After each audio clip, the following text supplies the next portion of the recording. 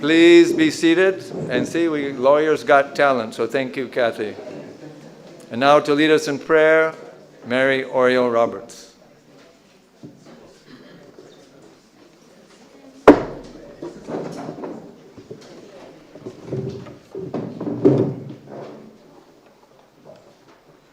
Let us pray. Heavenly Father, as we gather here this evening, we invite your Holy Spirit's presence to calm our minds and to guide our discussions. Father, we seek your guidance and wisdom for our panelist and moderator. We pray that the presentations be illuminating. Gracious God, we ask that you open the minds of the listening audience, those here present and those listening on DBS Radio and Imo News. We bless and thank you for the persons who planned this event. Father, may your Spirit so guide these proceedings so that all that transpires brings honor and glory to your name. This we ask through Jesus Christ our Lord. Amen.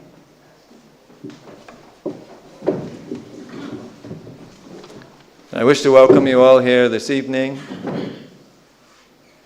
and I wish to recognize certain distinguished individuals who are in our midst. I believe, Mr. Kasani Laville, who's a Minister of Health, Wellness, and Social Services, and Dr. Cassandra Williams, who is also a Minister of State for Social Services.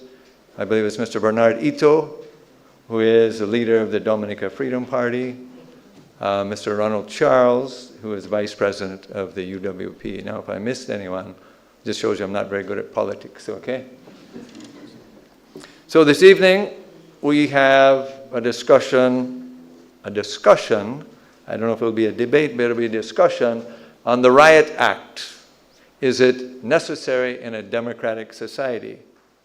So it's important to explain why we're actually here this evening and how this topic came about. This is something that has been prepared or brought up or organized by the Dominica Bar Association. And we want to first, of course, recognize our sponsor, the CG United Insurance Company Limited, who is sponsoring the event tonight.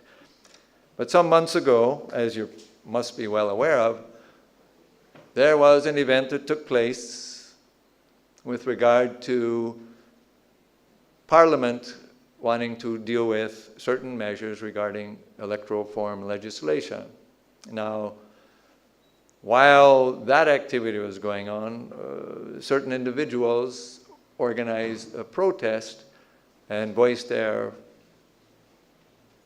discontent with the process.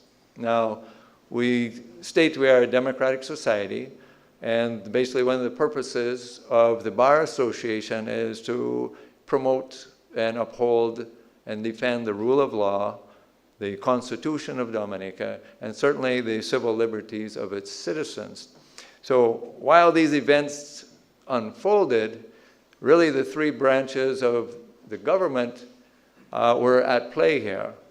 The legislative had some acts, the Riot Act, which the populace was subjected to, one could say.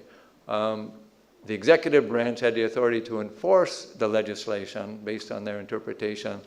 And of course, while enforcing it in their way, certain people were charged, arrested, and then of course, that's entering into the judicial arena. So you have the executive, legislative, and judicial.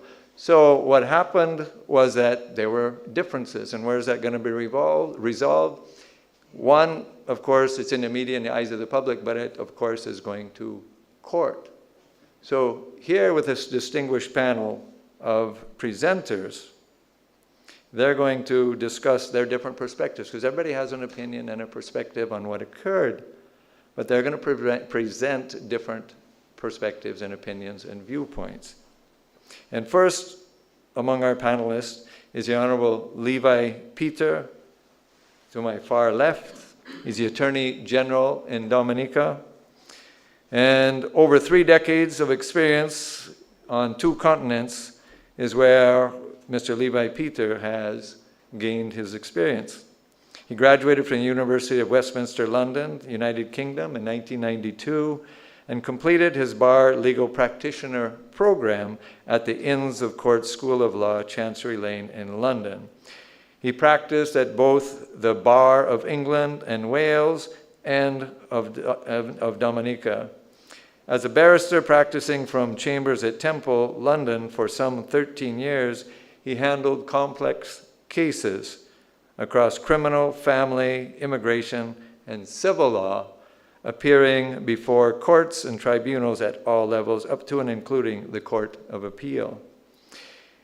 He has appeared in cases which are reported in law reports and are cited in legal practitioner texts, including Archbold Criminal Pleadings, Evidence and Practice. He also served as a lecturer at BPP Law School in London. In 2006, he was appointed to the bench as a magistrate in Dominica, and 2 years later founded Phoenix Chambers as principal attorney. He served as president of the Dominica Bar Association for a short time before taking up the office of Attorney General of Dominica. He has been serving as Dominica's principal legal advisor to the government for more than a decade. He brings a wealth of knowledge and experience of both the British and Dominica legal systems, which he has brought to bear in the discharge of his functions and responsibilities throughout his tenure in the office of Attorney General. He is a true legal professional who has dedicated his entire career to the pursuit of justice. So we welcome Mr. Levi Peter. We'll introduce all the speakers first, Mr. Peter. We'll introduce everyone Peter first, but okay.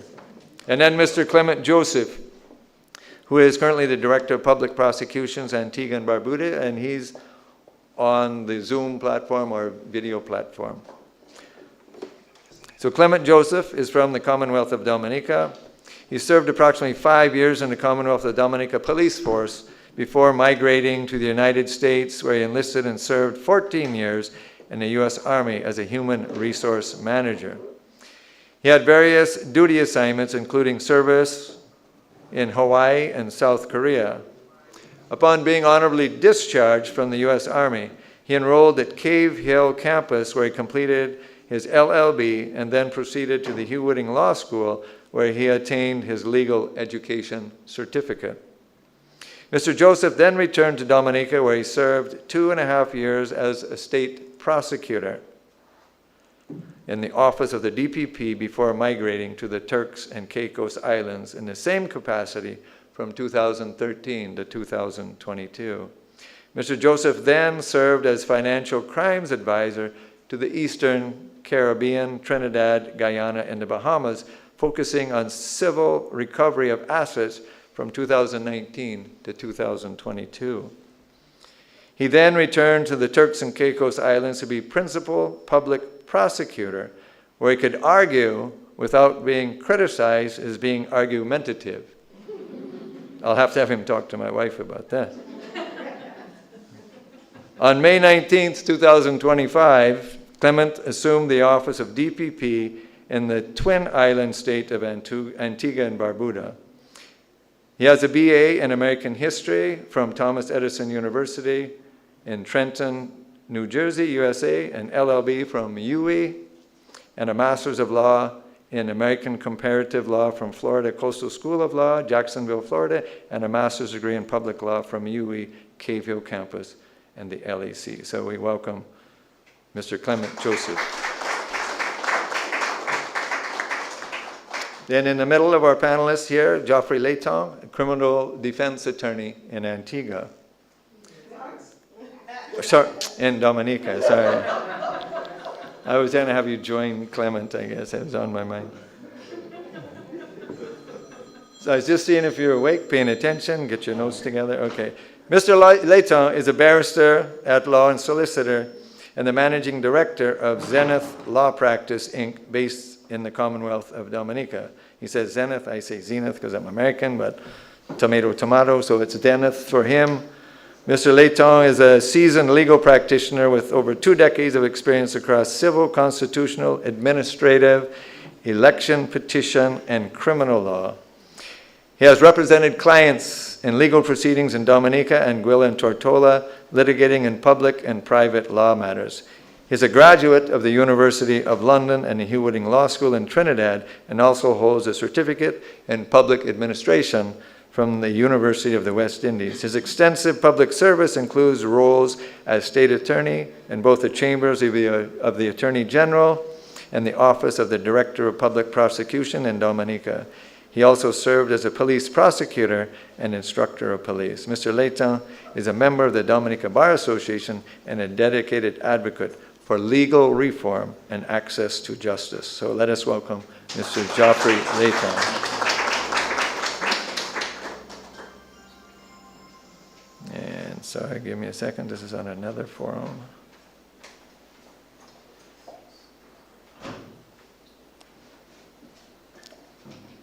Now, last but not least, to the sole female on the panel. Here we have retired Justice Madam Wynant Adrian Roberts, who is an honors graduate of the University of the West Indies, where she attained a Bachelor of Laws degree. At the Norman Manley Law School, from which she attained her legal education certificate, she graduated as most outstanding second-year student. She is holder of a Master's of Law degree in International and Comparative Law from the George Washington University Law School, and a Certificate of International Legislative Drafting from Loyola School of Law and Tulane Law School Public Law Center. After being called to practice as a barrister and solicitor of the Eastern Caribbean Supreme Court, she joined the public service of the government of the Commonwealth of Dominica, where she amassed tremendous legal and administrative experience in various esteemed offices, including that of Registrar, Magistrate, Solicitor General, Permanent Secretary, Director of Public Prosecutions, and Manager Legal Officer of the International Business Unit. In 2012, she co-founded Pinnacle Law Chambers, providing expert advice and legal services to clients. Her stint in private practice was short-lived. That doesn't mean she died. She's still alive. She's still here. Just her practice was short-lived. In January 2015, retired Justice Madam Wynant Adrian Roberts transitioned back to public service as Deputy Attorney General of the Turks and Caicos Islands.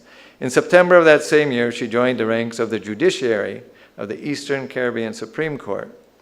Retired Justice Madam Wynant Adrian Roberts adjudicated in both the civil and criminal jurisdictions of the High Court in Grenada, Dominica, and St. Lucia. She served as judge on the Eastern Caribbean courts until 2024, so very recently retired. Retired Justice Madam Wynant Adrian Roberts has returned to her practice at Pinnacle Law Chambers here in Dominica and serves as a legal consultant throughout the Eastern Caribbean region on civil and criminal matters. Retired Justice Madam Wynant Adrian Roberts. So how the presentations or discussion will unfold is each panelist will start with the Honorable Attorney General, we'll move to Clement Joseph, then Geoffrey Leighton, and retired Justice Wynant Adrian Roberts. And we'll save the questions until last. So allow them to proceed in their different capacities and take notes, because I believe you'll have questions, okay? So, Mr. Levi Peter, we welcome you to the podium.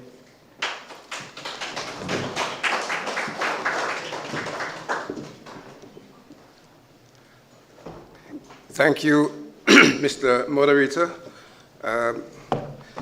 Justice Roberts and my other colleague panelists this evening, ladies, gentlemen, cabinet colleagues, ladies and gentlemen listening near and far, members of the media, all, good evening.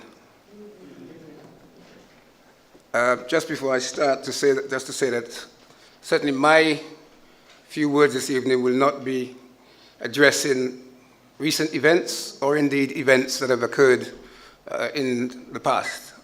I'm simply going to address the issue on the topic that is presented.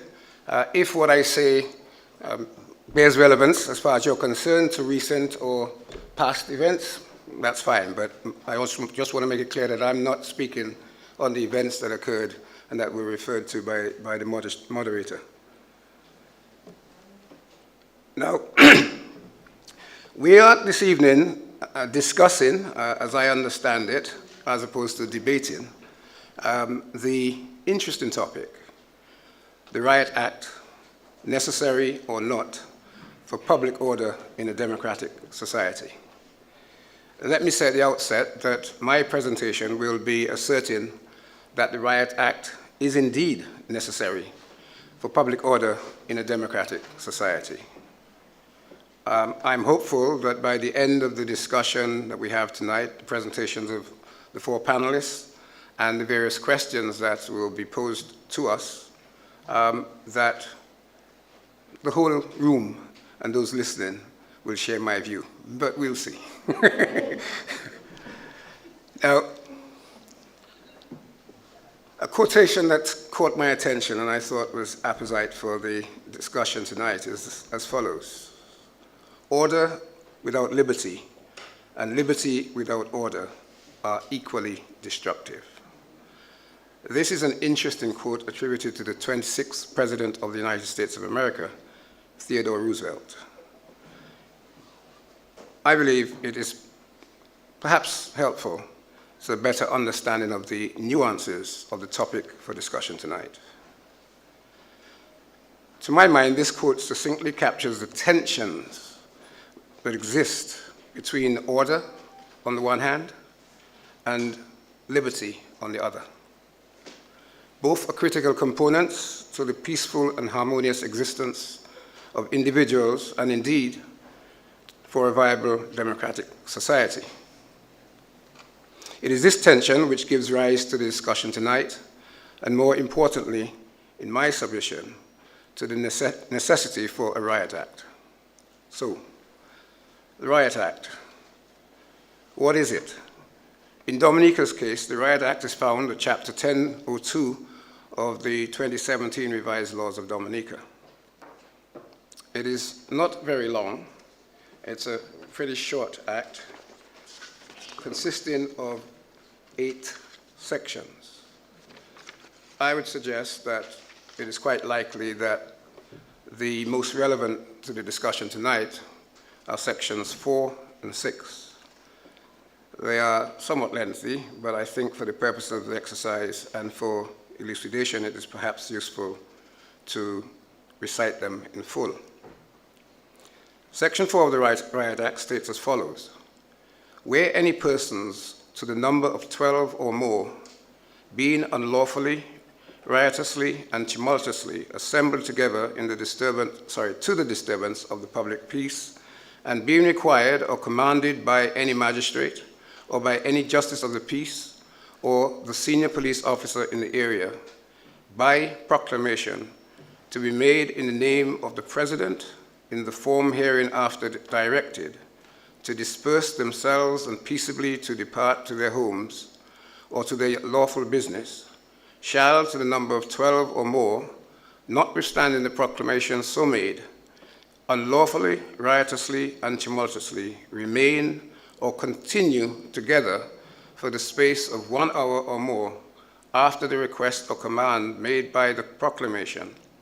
Then all persons so remaining or continuing together to the number of 12 or more after the request or command was made by the proclamation is liable to imprisonment for 5 years."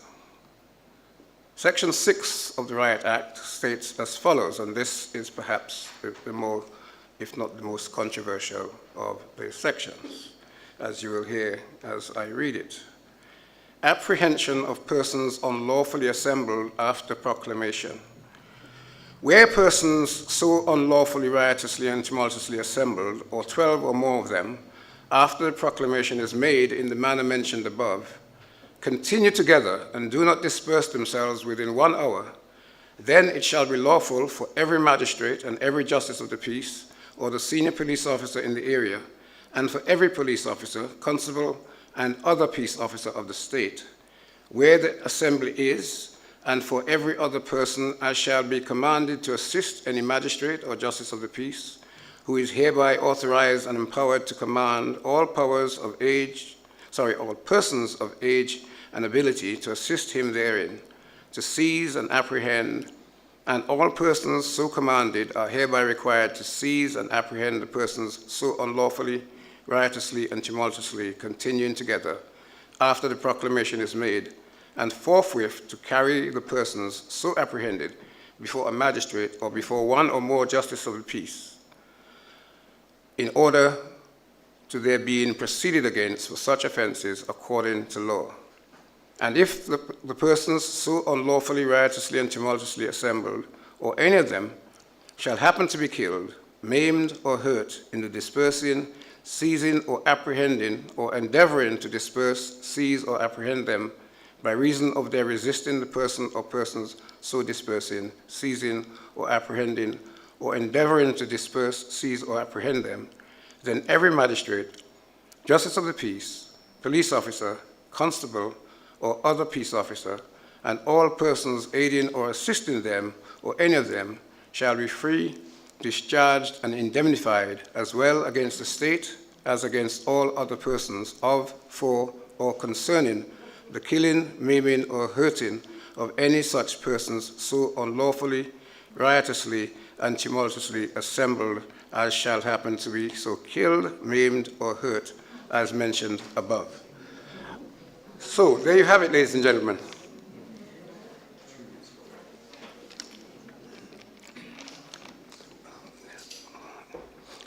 What is the history of the Riot Act?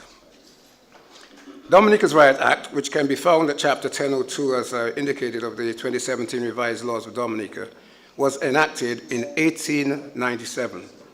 And it has its genesis from an act of the same name enacted by the United Kingdom Parliament in or about 1714. Most other Commonwealth countries, including our Commonwealth sister states, also enacted their own Riot Act. Whilst it is true that a number of countries have repealed or otherwise incorporated the substantive provisions and protections of the Riot Act in other legislation, several countries, as with Dominica, have retained their originally enacted Riot Act as a standalone piece of legislation. Now, the interesting thing, and there are several arguments, and I'll probably address it a bit later. One of the arguments is that, one of the arguments against the existence of the Riot Act is that its language is, some say vague, some say unclear, and also it is said that it's dated. I mean, obviously 1897 is something like 120 plus years ago. So yes, it's not young. It has some lash, as we would say. But the question is it the fact that it is not of recent vintage, is that in and of itself a fact which militates against its existence? I would suggest not, and hopefully, if I have the time, I will elaborate on that a little later. So it's perhaps useful for us to look at a few of the terms used by way of working definitions. Firstly, riot. This is defined in the Oxford Dictionary as a situation in which a group of people have a violent way in a public place, often as a protest. Tumultuous is described as, and tumultuous behavior is referred to and described as behavior which is a violent outburst or chaotic activity. It is also otherwise, and certainly a synonym of it, is disruptive, riotous, troubled, and turbulent. Public order, which is central to the question.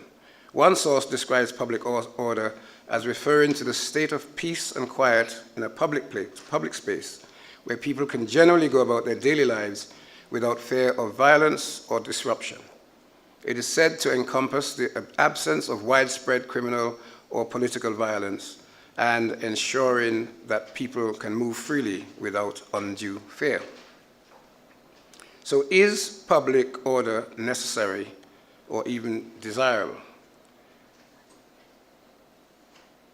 I suggest that the answer to that question is quite simply yes. Maintaining public order is crucial for the proper and efficient functioning of society in a manner which allows individuals to exercise their rights and freedoms, state institutions, and society as a whole to function effectively. It's interesting and important to note that the Constitution of Dominica, which is the supreme law of the land, sets out in the first 16 or so sections, it's actually probably 15, and 16 is the end of it. It sets out a number of rights that all,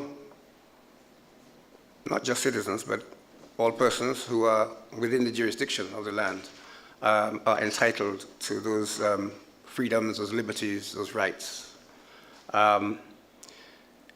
And for the purpose of the discussion tonight, I suggest, and there may be different views, but I suggest that sections 9, 10, 11, and 12 of the Constitution of Dominica, which provide for freedom of conscience, freedom of expression, freedom of association and assembly, and freedom of movement, respectively, are important, or the most important sections insofar as this topic is concerned.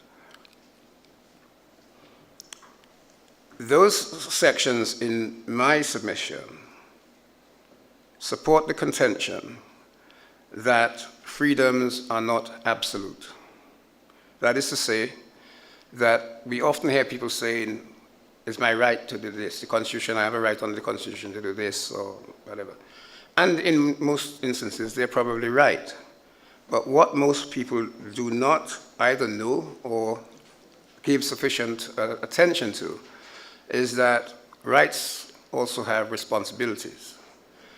So the rights are not absolute, and the fact that you have a right to freedom of expression, freedom of conscience, and so forth, freedom of assembly, the Constitution doesn't leave it as an open, or I should put it differently. It doesn't say you have that right and that's closed, that's it.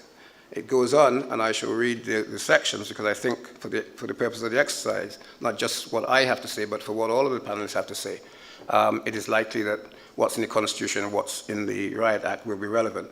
So perhaps if I read it, then it may be that other panelists may feel they don't need to read it and they can utilize their time in a better way. But of course, I'm not suggesting that that's what should happen. I'm just indicating that one benefit, perhaps, of me reading them. It is really important to recognize that the Constitution is drafted, and these particular provisions of rights with checks and balances. Again, the quote that I started with, order without liberty and liberty without order are equally destructive, is relevant and apposite insofar as that aspect is concerned. So, Section 9, what does it say? And I'm only going to read so far as I suggest is relevant to the discussion, so I'm not going to read every provision. But Section 9.1, which is the commencement of Section 9, says, except with his own consent, a person shall not be hindered in the enjoyment of his freedom of conscience. Subsection 5 says, nothing contained in or done under the authority of any law shall be held to be inconsistent with or in contravention of this section to the extent that the law in question makes provision which is reasonably required, A, in the interest of public safety or public order, B, for the purpose of protecting the rights and freedoms of other persons, and except so far as that provision, or as the case may be, the thing done under the authority thereof is shown not to be reasonably justifiable in a democratic society. Section 10.1 has a similar preamble, if I might use that term, except with his own consent, a person shall not be hindered in the enjoyment of his freedom of expression. So Section 10 is dealing with freedom of expression. Section 9 is dealing with freedom of conscience. And it says, including freedom to hold opinions without interference, freedom to receive ideas, and so forth. And then, at subsection 2, nothing contained in or done under the authority of any law shall be held to be inconsistent with or in contravention of this section to the extent that that law in question makes provision, again, A, that is reasonably required in the interest of public safety or public order, except so far, etc., and is shown not to be reasonably justifiable in a democratic society.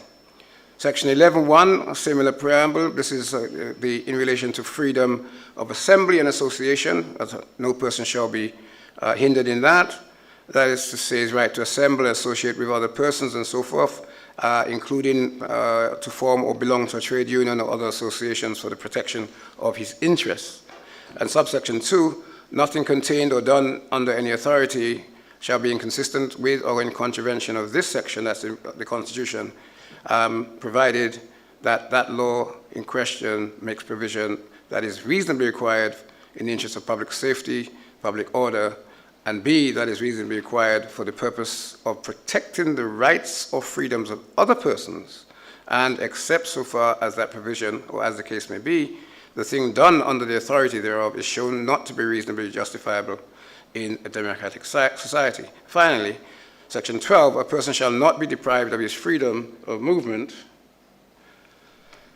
that is to say, the right to move freely throughout Dominica. Nothing contained in or done under the authority of any law shall be held to be inconsistent with or in contravention of this section. A, for the imposition of restrictions on the movement or residence within Dominica of any person that are reasonably required in the interest of public safety or order, and B, for the imposition of restrictions on the movement or residence within Dominica or on the right to leave Dominica of persons generally or any class of persons in the interest of public safety or public order, except so far as that provision, or as the case may be, the thing done under the authority thereof is shown not to be reasonably justifiable in a democratic society. Now, I would submit that the interesting and important facts to note from those 4 sections of the Constitution is that having established quite clearly that there are rights and freedoms that individuals have, it goes on to say that those rights and freedoms in certain circumstances are constrained or abrogated by whether or not the thing is reasonably required, and whether or not it is in the interest of public safety or public order, and thirdly, whether or not the thing is the action or thing is reasonably justifiable in a democratic society. And so when we look at the Riot Act, despite its dated language, when one breaks down the language of what it is saying, I would submit that it is saying that where actions, behaviors occur which are unlawful, because one has to recognize that it doesn't say any gathering, for any gathering. Section 4 doesn't say for any gathering you can go in and do X, or neither does Section 6. It ties the action of the state, of the law enforcement authorities, to only being able to act, arrest, apprehend, to use the language that is in the Act, if the behaviors and actions of those gathered is unlawful. Well, I guess I hopefully we'll address that in a moment. So looking at the opposition arguments that I am aware of, there are others, but these are the ones that I have blocked out. Firstly, it's argued that it's unconstitutional. Well, I think I've already been indicating that, for the reasons that I've indicated, that that is not so. Indeed, Section 2 of the Constitution, which deals with the right to life, and which I ought to probably have had with me, but I don't, because of not a wardrobe malpractice, or malfunction, but a printer malfunction, which has left me using the print, this gadget, but I think I can find it quite quickly without losing too much time. I've pretty much got it now, so I might as well. Section 2, subsection 2. Section 2, a person shall not be regarded as having been, well, I should say that Section 2 deals with the protection of right to life. It says a person shall not be deprived of his life intentionally, save in execution of the sentence of a court in respect of criminal offense under the law of Dominica, of which he has been convicted. Subsection 2 says, so obviously, if you kill somebody, other than under that type of justification, you'll either be charged with murder or some other offense in the ordinary course of events.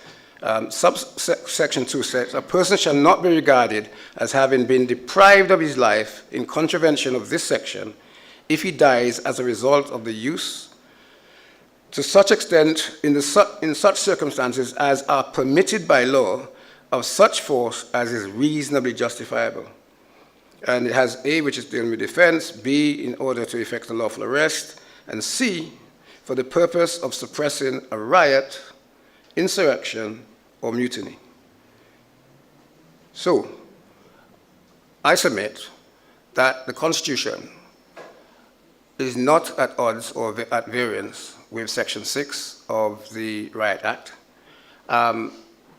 But what is clear from Section 2 of the Constitution, as indeed from Section 6, is that any such action would have to be justifiably or reasonably justified, and that's a matter of fact and evidence, essentially. And as indeed subsection 2 says, having been deprived of his life in contravention of this section, if he dies as a result of the use to such extent and in such circumstances as may be permitted by law. So Section 6 permits certain actions, I would submit, but at the same time, subsection 2 is clear that those actions would have to be deemed reasonable, reasonably justifiable. So it's not in my submission, whilst the language based on its vintage may be understood by some to be carte blanche, I'm not sure that, and in fact I doubt that that courts would interpret it in that broad manner. But I don't know. I'm not aware of any case that has been litigated in that area. So if and when that happens, we will probably have a clearer, or I should say, an authoritative view or opinion on it. Another criticism is that it is a threat to civil liberties, and again, my rebuttal to that is that the Act in and of itself or its provisions cannot be a threat to civil liberties, because there's nothing in the Riot Act that says you're not allowed to protest. One has a right to protest, but there are certain laws which are enacted and need to be followed. So for example, if you need to get permission so as to protest, then that has to be followed, as is quite clear from the Constitution. Even if you are protesting in a particular area, and that's the area that you're permitted to protest, then that's where you need to be. In terms of the behaviors, generally speaking, if you are in a peaceful protest, I do not see how a peaceful protest, and I'm talking about peaceful, not because I say it's peaceful, but it's actually peaceful. We all know what is peaceful in reality. And peaceful is what it is. When you see it, you know it. Just like when you see something that's not peaceful, you know it's not peaceful. Burning tires in the middle of the road and blocking the road and throwing stones is not peaceful, not in my book. So I reject the threat to civil liberties because I do not accept, and I would contend forcefully, that the Act has not prevented. There are people who walk. I mean, we know there are various walks in Dominica. People walk on certain days of the week. People have walked around certain buildings, like walking around Jericho and so on and so forth. And they were not prevented from walking or doing whatever they want to do. The only times where there has been any kind of pushback that has resulted in any kind of conflict is when people have gone perhaps a little further. Sometimes it's exuberance, I guess, and sometimes people believe they have a very strong issue. We are human beings, and if we feel very strongly and very passionately about something, sometimes we may act in a way that we might not otherwise do, especially if we're in a group situation. So that's probably an explanation of some of it. The fact that the third point is that it's sometimes alleged that it's a colonial relic, and that really we should dispense with that old stuff from back in the colonial days. But there is some substance to that. It is certainly, as a matter of fact, it's colonial, it's dated, it's aged. So I don't take issue with that. What I say, however, is that there are many pieces of legislation on our books that are dated, some even more dated than that, and we don't necessarily challenge those. The Perjury Act and a whole set of acts are older in terms of age. So I think it's more about whether or not the act captures what is relevant for our society today. And that argument may be a different argument, but I don't think just the language or the age of it necessarily makes it not fit for purpose. Fourthly, it is contended that it is misused to repress political opposition. Well, that's similar to the civil liberties argument. Fifthly, that it encourages the use of disproportionate force, and I suspect that perhaps is linked to the Section 6 that I read out. But again, I say evidence has not demonstrated that in the Dominica context. It may be in other contexts, but I am not aware of that being demonstrated in the Dominica context. But I'm aware of actions, blockages, even the proclamation being read out, and for many hours after, people have not dispersed, and so that I don't think it applies to Dominica. And then finally, the use of vague terms and definitions, where we spoke about that already, so I'm not going to go over it. Arguments, the pushback really is to say that, as we said, the Constitution is, well, the Act is not in conflict with the Constitution for the reasons I've stated and others. The Riot Act is necessary to regulate and control serious disorder, destabilization, and threats to national security. And I don't think anybody can seriously argue that it doesn't have that characteristic to it. It's necessary. I think most people would accept we have to have some kind of legislative framework which guides the law enforcement authorities and indeed those of us in society, so that we know what we can do, what we're allowed to do legally, and what we cannot do legally or lawfully. And I think that this is reflected in these provisions. I think I've touched on the other points whilst I was dealing with I think maybe I should just say this as well. One of the things that's said is that the UK has repealed its Riot Act. As I said, that goes back to 1714. And that was repealed by the UK in 1973. But one of the things, the difference is, I would submit, that law was repealed because it became, I don't want to say obsolete, but certainly it was no longer fit for purpose. In the 70s, and it continued into the 80s, but certainly in the early 70s, so around the 73 time that this happened, between the 70s, there was a social upheaval in the United Kingdom. Riots, Brixton riots, you may have heard of those. Riots in Nottingham, other areas. There was the strikes. And one of the things that was very significant is the football hooliganism. That, again, you may have heard of it, but it's at football games where thousands of people go to games, and there was I don't know, it was almost like a disease, I guess. But young men sometimes had to find mischief, and the different segments of the fans of different clubs used to deliberately arrange for fights, these huge fights. And these things would be running battles through the streets of various towns and cities of young men fighting, bottles, knives, etc. I mean, fortunately, England doesn't have the firearm prevalence that the US has, but certainly violence, people getting seriously hurt and even killed was a regular, almost a weekly event at games.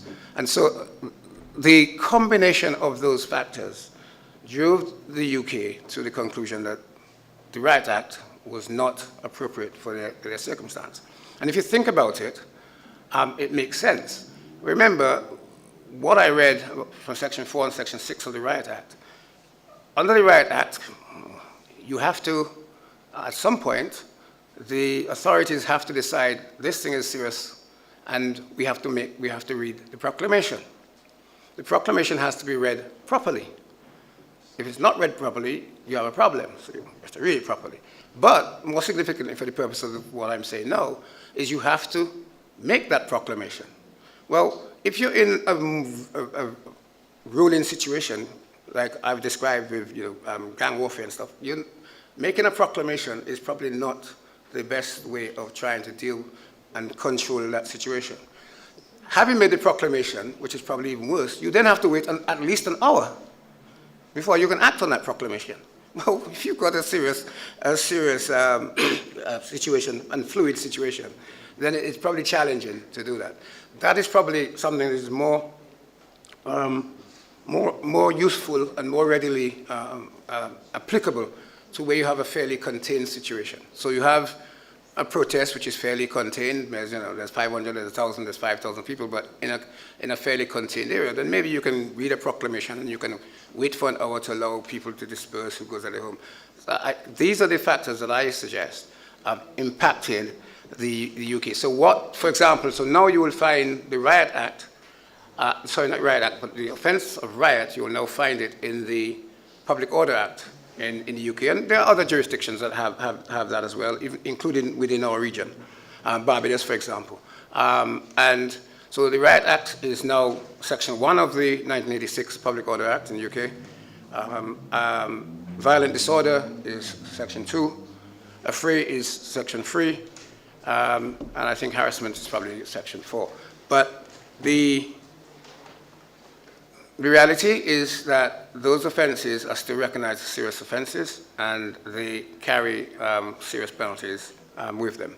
So I would submit that the argument that one needs to get rid of the old colonial legislation and bring in new modern legislation may well be, well, it's not necessary. So, ladies and gentlemen, my time is up. I suspect I may have overrun my time. I hope I haven't done it too much. So, as I said, I support the Riot Act. Thank you very much.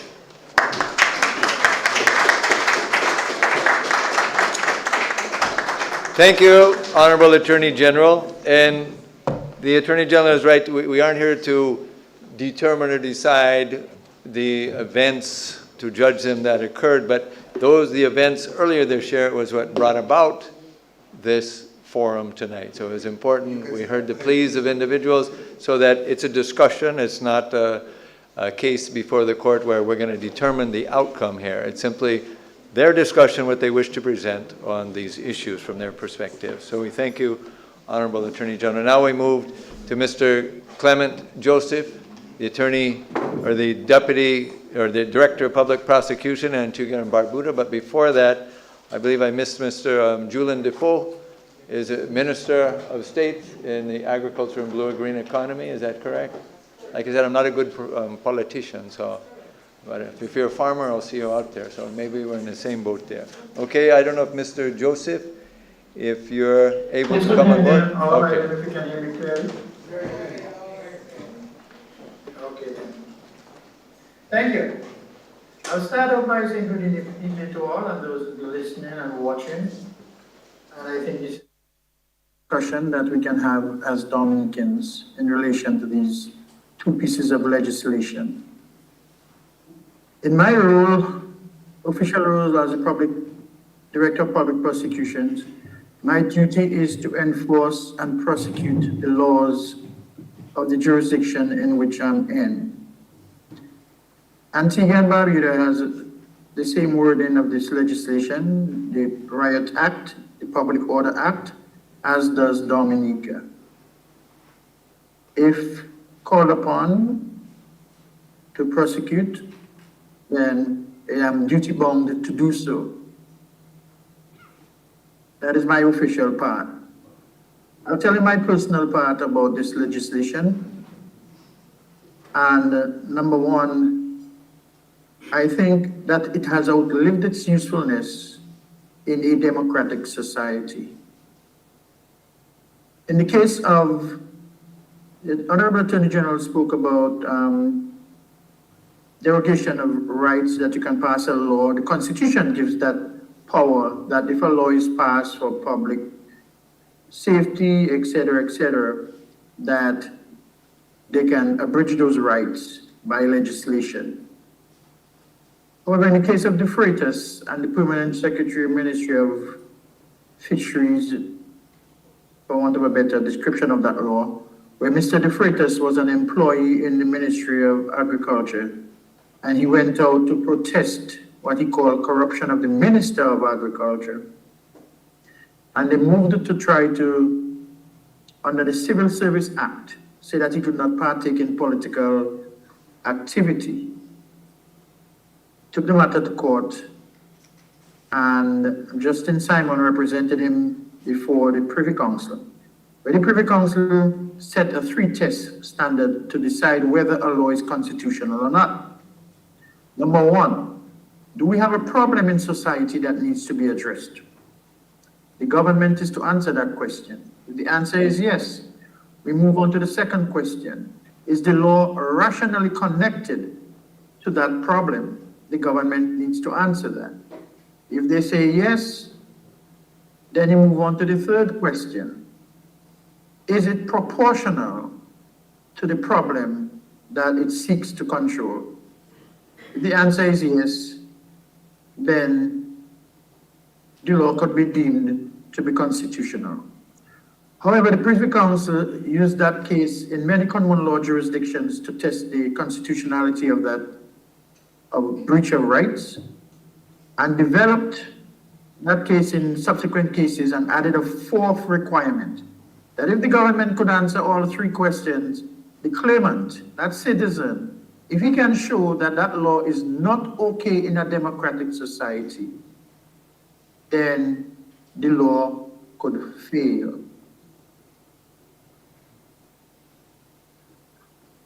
Mr. De Freitas showed that the government could not prove that it was proportional, because joining the government civil service could not take away your political rights as a citizen. So that law failed, and they struck down that part of that Civil Service Act or regulations that prevented that. Let's take a look at the Public Order Act. The Public Order Act, the Riot Act, 1897. The 1800s, we saw the liberation of slaves. And what we got was a rush of laws to contain them. That was the reason of all these laws. Go to the Small Charges Act of any of the Caribbean islands. They cannot dance in the street. Loitering. If you are charged 3 times for loitering, you can be deemed a rogue and vagabond. All these types of things were to control free slaves and prevent them from enjoying themselves. And I got this argument from a professor at UWI-Ville. I have adopted it, and I believe that is what it was meant for. It is unfortunate that the sons and daughters of free slaves have taken the reins of government, and no one has seen it right to repeal those legislation and give citizens the freedom that the Constitution has intended to impose on its citizens. If you go to the Riot Act, you will see that there was only, under sections 4, 5, and 6, there was only one amendment to the Riot Act in Dominica, and it was passed in 1974.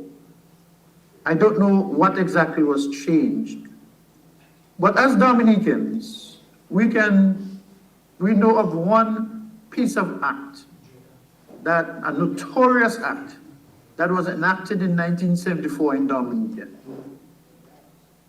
And for those of us who don't know, I will help you. It was called the Dread Act. It wasn't, they termed it the Dread Act, but it had some other official name.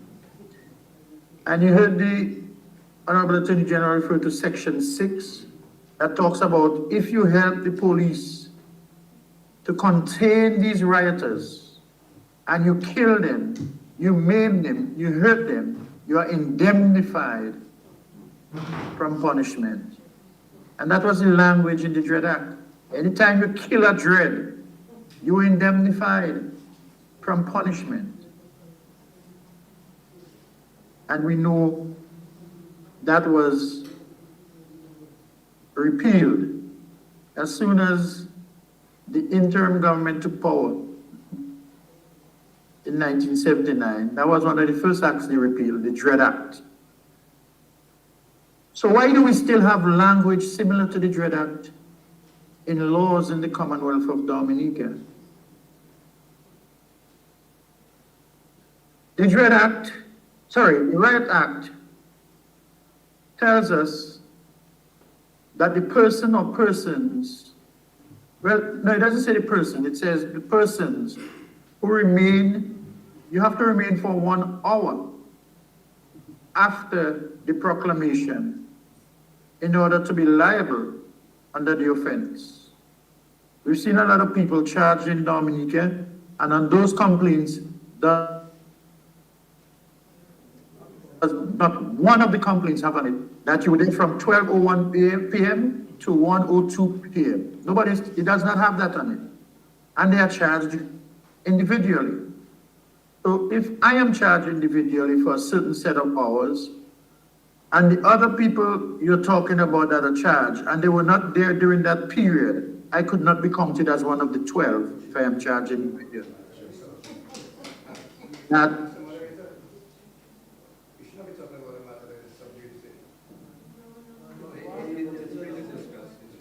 is there a defense counsel saying something here? No, I'm saying that the matter is live before the court.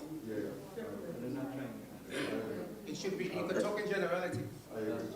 I am speaking in generality. No, you refer to specifics. Okay, the intention was, of course, to discuss. Not the Riot Act. Well, no, the Riot Act, yes, and the Constitution and your rights and civil liberties. It wasn't not to deal with the case specific. What you're saying is that there are charges that have been leveled against people, and they are missing certain things that he thinks should be. Members of the Dominica Bar Association, I regret to announce that I'm going to exit stage left. Yeah, well, we don't want to look at the complaints that are before the court. Leave this discussion. Right. So Mr. Joseph, we don't want to My deal with. sincere apologies. I apologize to the Dominica Okay. Bar Association. And Why are you so offensive? Why are you exiting? If I may, Mr. Joseph, the Honorable AG is simply raising the point that if at all, if it is that you are addressing the particulars of the case before the court, that may not be proper. Probably you could just clarify whether that is what you are doing or not, and if not, then yes. I am saying that the wording of the act calls for persons to remain 1 hour after the proclamation. That's the law. Sub judice or not, that's the law. Again? You're not disputing that. Okay. It calls that persons must be in numbers of 12 after the proclamation has been read.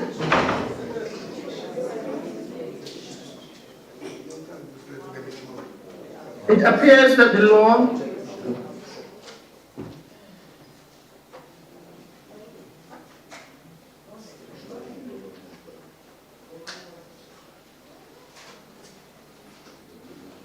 And that is my contribution for the evening. Thank you. Okay, thank you, Director of Public Prosecution. Yes, and of course we want to caution that we're not dealing, as we said, we clarified, it's dealing, as the Honorable AG said, we're just dealing with an opinion on the Act and the Constitution, etc., but we're not dealing with the event specifically or the charges against individuals or what they say. So it's looking at dissecting and discussing opinion with regard to the laws that are in place and their application in general. Okay, now we welcome Mr. Geoffrey Leighton, Defense Attorney, to the podium. So thank you, Mr. Joseph.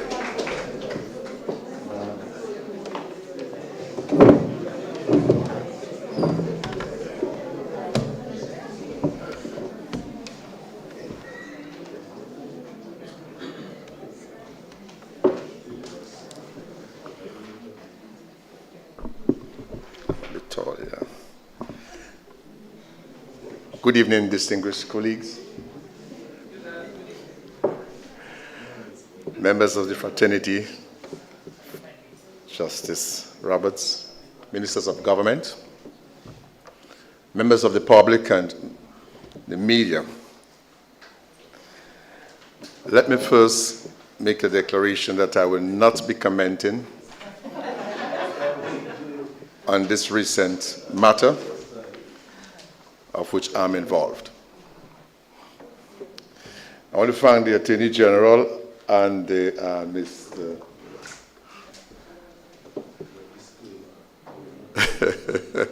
and the DPP, that is Clement Joseph, for the insightful thoughts of the Riot Act on their perspective as state governance and prosecutorial arm.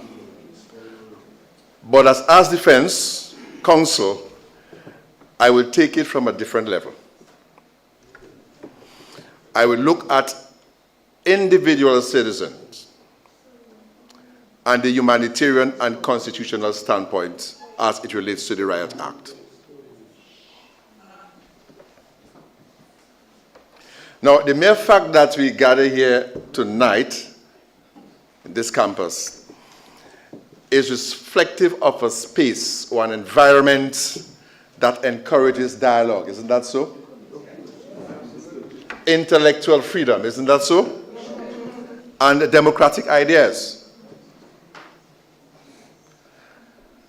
And ask the critical question, is the Riot Act necessary in a democratic society? Well, permit me to rephrase it. And I think the proper question that should be asked is whether the Riot Act is reasonably justifiable in a democratic society.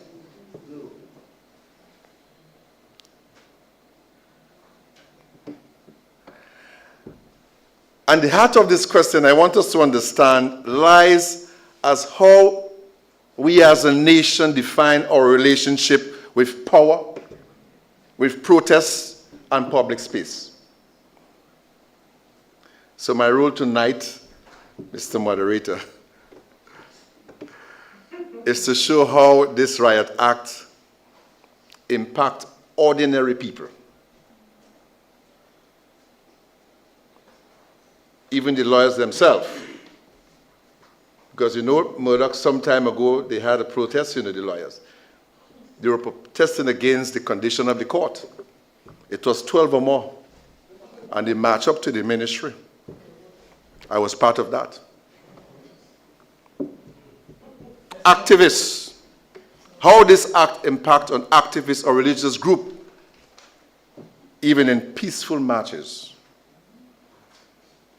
Those people could find themselves being branded unlawful simply because of assembling together, even in silence.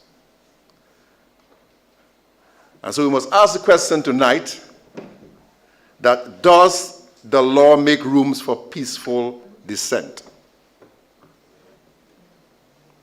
Does it safeguard against abuse?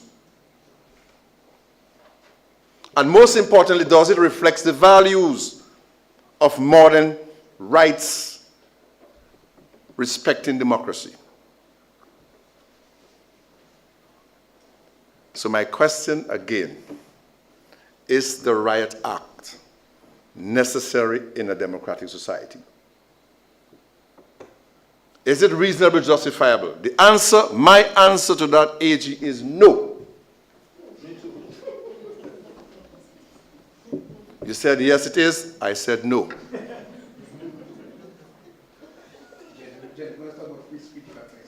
And the reason why I say no is because in its current state, in its current drafted state on statute book, it is not reasonable, necessary in a democratic society. Why, AG? Because it violates constitutional rights. It lacks proportional safeguard, and I will define that as I go along. Just permit me to do so. And also it is incompatible with modern humanitarian and democratic standards. I basically couch the Riot Act of Dominica as a blanket ban act.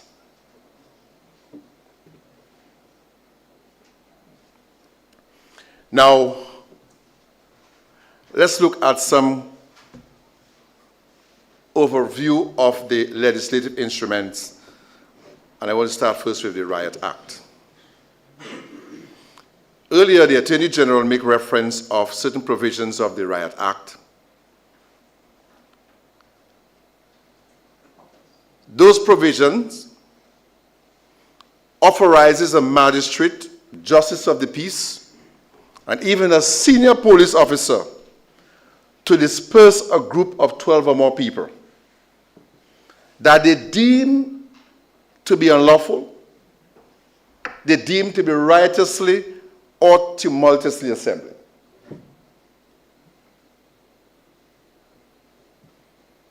Now, the Act does not define the term unlawful. Neither does it define the term AG riotously or tumultuously. And I notice you never defined that to the crowd tonight. Why AG? Because the Act does not define it. And as a consequence, what it does, it's thereby allowed a broad and subjective interpretation by the enforcement officers.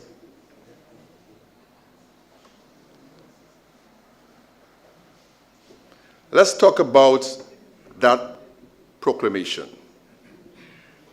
Yes, the Act authorized a reading of a formal proclamation demanding dispersal.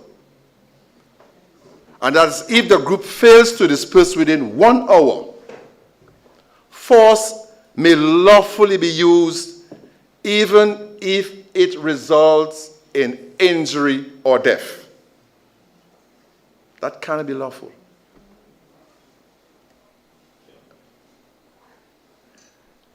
And the reason again, Section 6 of the Act says that it provides for legal immunity. And I think Clement Joseph was mentioned it a while ago. So that any person acting, any police officer acting for the suppression of a riot is exempted from criminal liability, civil liability, even in cases where that person is seriously injured or deaf. Can that be constitutional? Well, you never go to Section 11 of the Constitution. You mention Section 2. Never touch Section 11. Oh, yes. Section 11 of the Constitution provides or protects the rights to freedom of assembly and association. It permits restriction only if AG. It permits restriction only if they are reasonably justifiable in a democratic society. And I want to underscore that. That same constitution that the AG read It provides for restriction only if it is reasonable and it is necessary in the circumstance.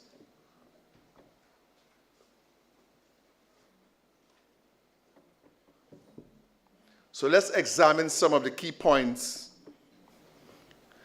of the constitutional inconsistency of the Riot Act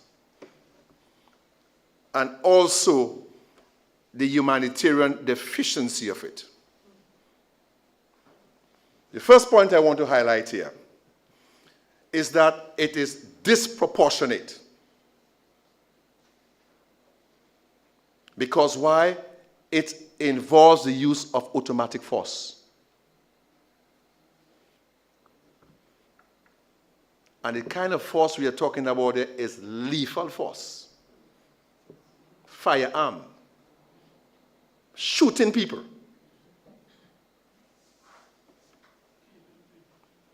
If that crowd is not dispersed after 1 hour.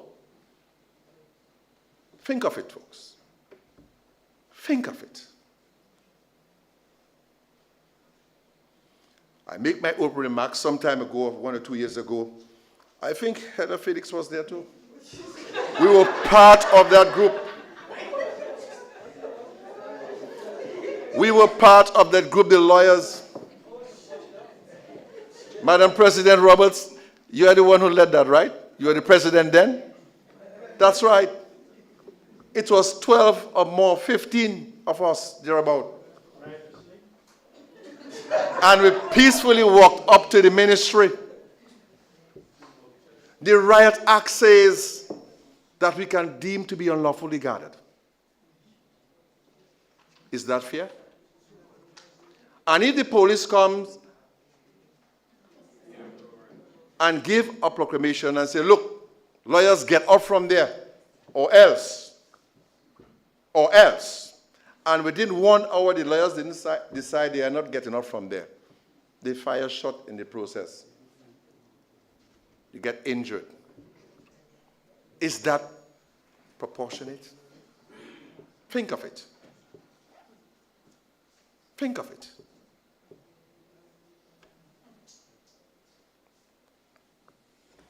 So, you'll have a peaceful crowd of protesters that exceeds 12 or more people, but may be subject to force without engaging in any violence behavior. Persons could just come across as onlookers, not realizing that there was some proclamation passed an hour ago. Think of it. You just came to look. And here it is, you fall victim. They have a police officer right there. He's one of those trained in the riot squad. He's right at the back. I point into any direction. And he's watching me and he's shaking his head. Later is right, you know.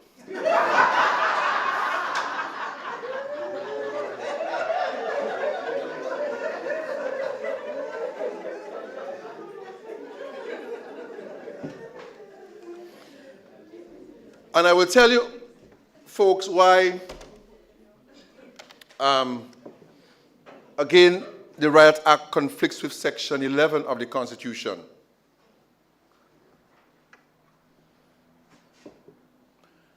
Because Section 11 of the Constitution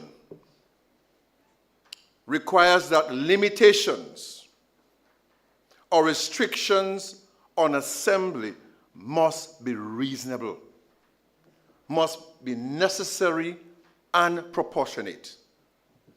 In those little examples that I gave you, it cannot be said that the Riot Act is reasonable or is necessary in a democratic society like Dominica. Be honest. Take notes, AG. I think it's something that we can look at. Now let's look at the jurisprudence. Let's look at the jurisprudence and how the courts view this. I put up this case, McCann versus the United Kingdom. That's a 1995 case, and it came up before the European Courts of Human Rights. And hear what that court ruled. it says that the use of lethal force by the state agents must be strictly proportionate to the threats posed. We have a police act here in Dominica. And the police act says to the police, your duty is to protect life and property.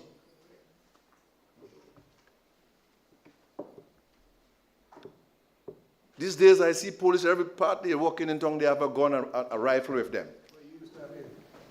No, not in my time.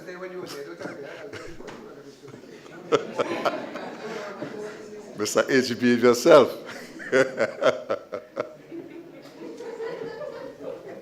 The whole purpose of that police act is to have that kind of public and police relationship.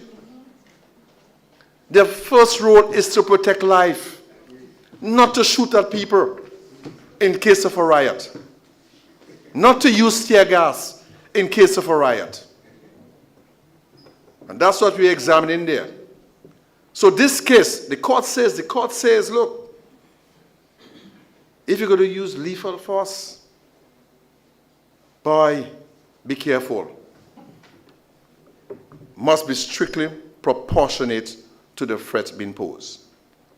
I mean, we have to be fair to the police. Sometimes there might be a situation where if their life is in imminent danger, and not only police officers, ordinary citizens, the law provides that you can kill someone, you know. Because it says murder is the unlawful killing without legal justification or excuse. So you can kill someone, but your excuse must be justified.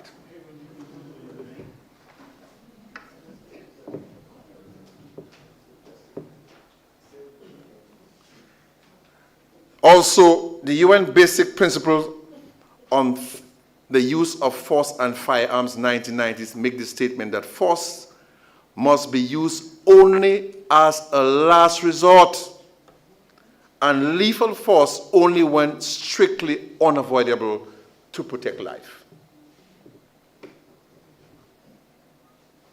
So obviously, if you're at your home and someone come and attack you for cutlass or something, murder, you can protect yourself. You don't have to wait to get the last blow. So if it means you have to put the man down, you put him down. Now let's move on. I want to wind this up. Again, the Riot Act, another point I want to emphasize there, it criminalized peaceful assembly. And you know how? Because it does not distinguish between peaceful gathering and a violent crowd, riotously, tumultuously assembly. As I said, there could be 12, 13, 14, maybe 50 people gather. Some might be violent, but some might be peaceful. Just look us, onlookers. But once you're part of that, you are deemed to be a criminal under the Riot Act.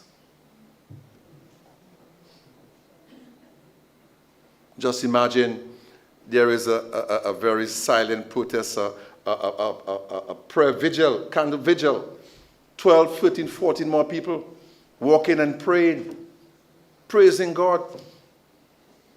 Police say, what? They have more than 12 there? Let's disperse. Huh? They can apply the Riot Act. So, the issue is that under those principles that I have cited, the Riot Act is not reasonably justifiable. A lot has to be done to it. Another area that I want to look at is that it lacks judicial oversight and safeguards. There is no mechanism for judicial oversight, no duty to review the proclamation, no right of appeal, of those who are affected under the Riot Act. When the police give a proclamation, who's going to review that? Really? The Act doesn't give that, AG. Not under the Riot Act. Proclamation.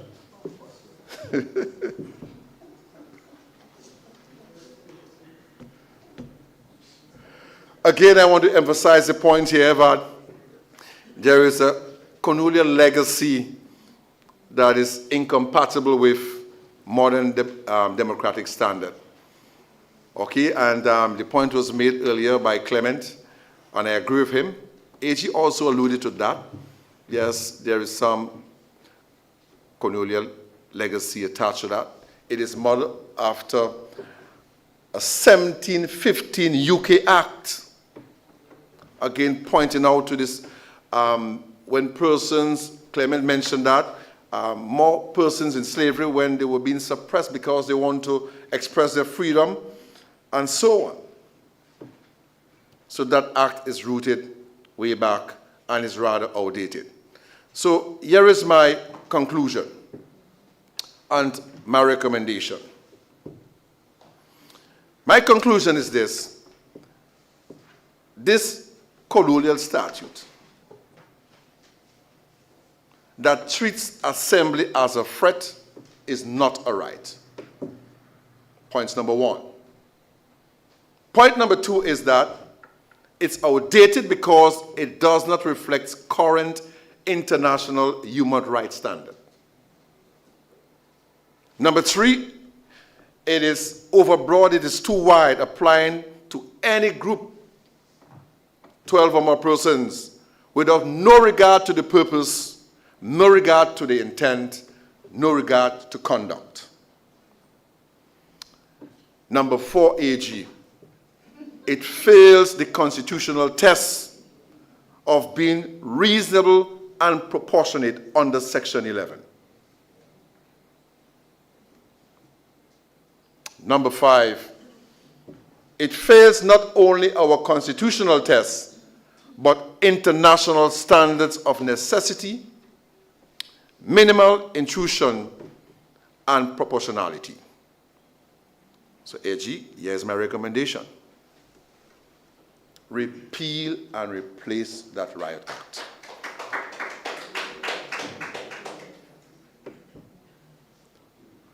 Repeal and replace it with modern legislation that clearly defines what is a riot. What does it mean to be unlawfully assembled? And the threshold for intervention. The Act requires, when it's being repealed or replaced, AG, I think, it should take that step. It requires independent and judicial review of the proclamation or dispersal orders. There should be mandates use of force guidelines with proportionality checks. Also, it's recommended that incorporates training in human rights and de-escalation techniques. And most importantly, please let that Riot Act complies with Dominica Constitution and international human rights obligation. I end.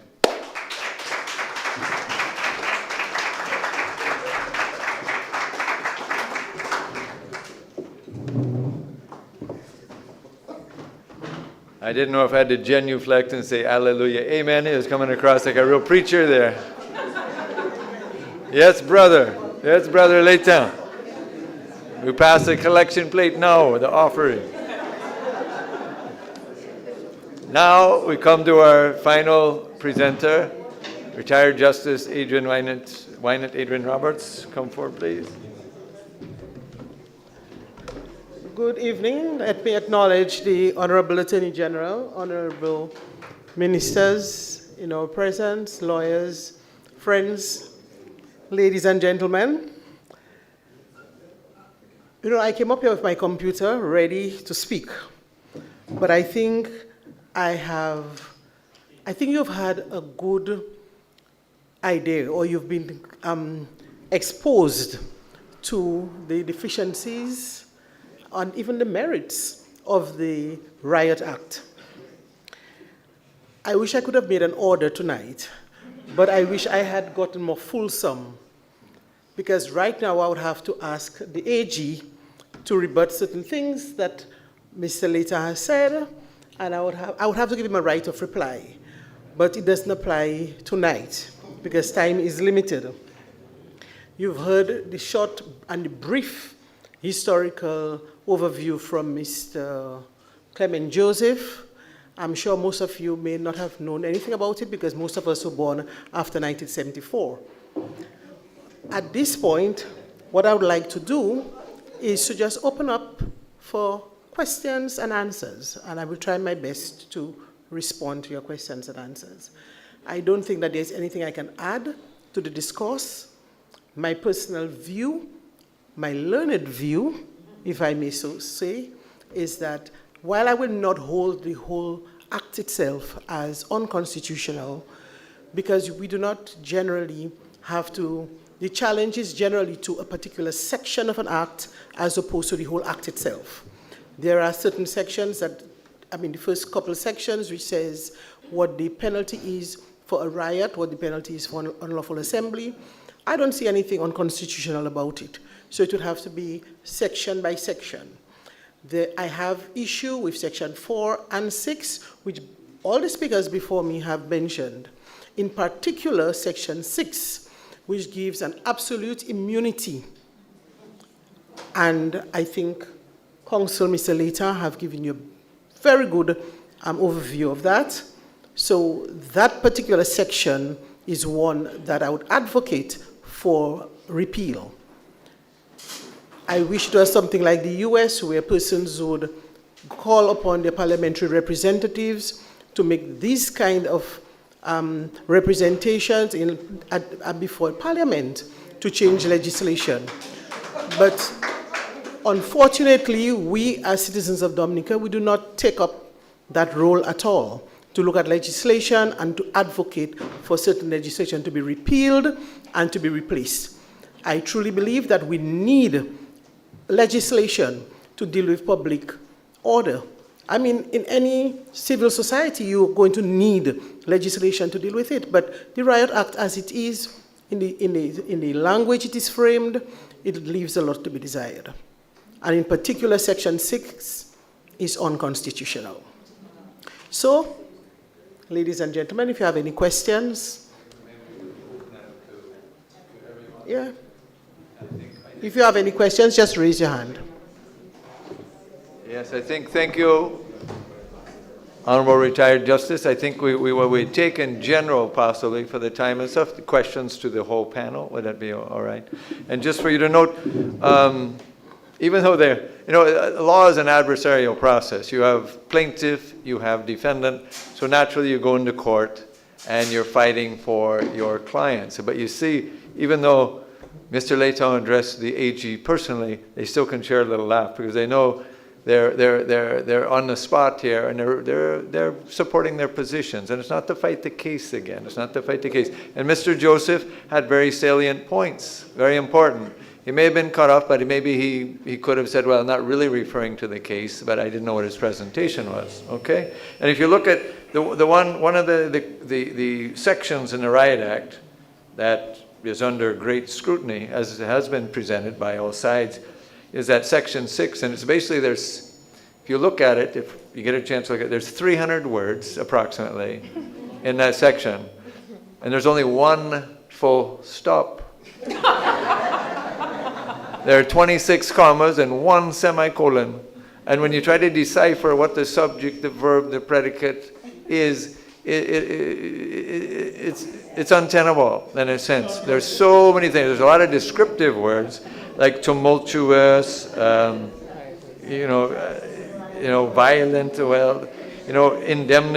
indemnified, etc., maiming, hurting. So it's not so easy. And yes, it could be improved upon like anything in the English language. So what we'd like to do now is open it up to the audience for questions. But we'd like you to please Be pointed and brief. Don't give us another 300-word essay.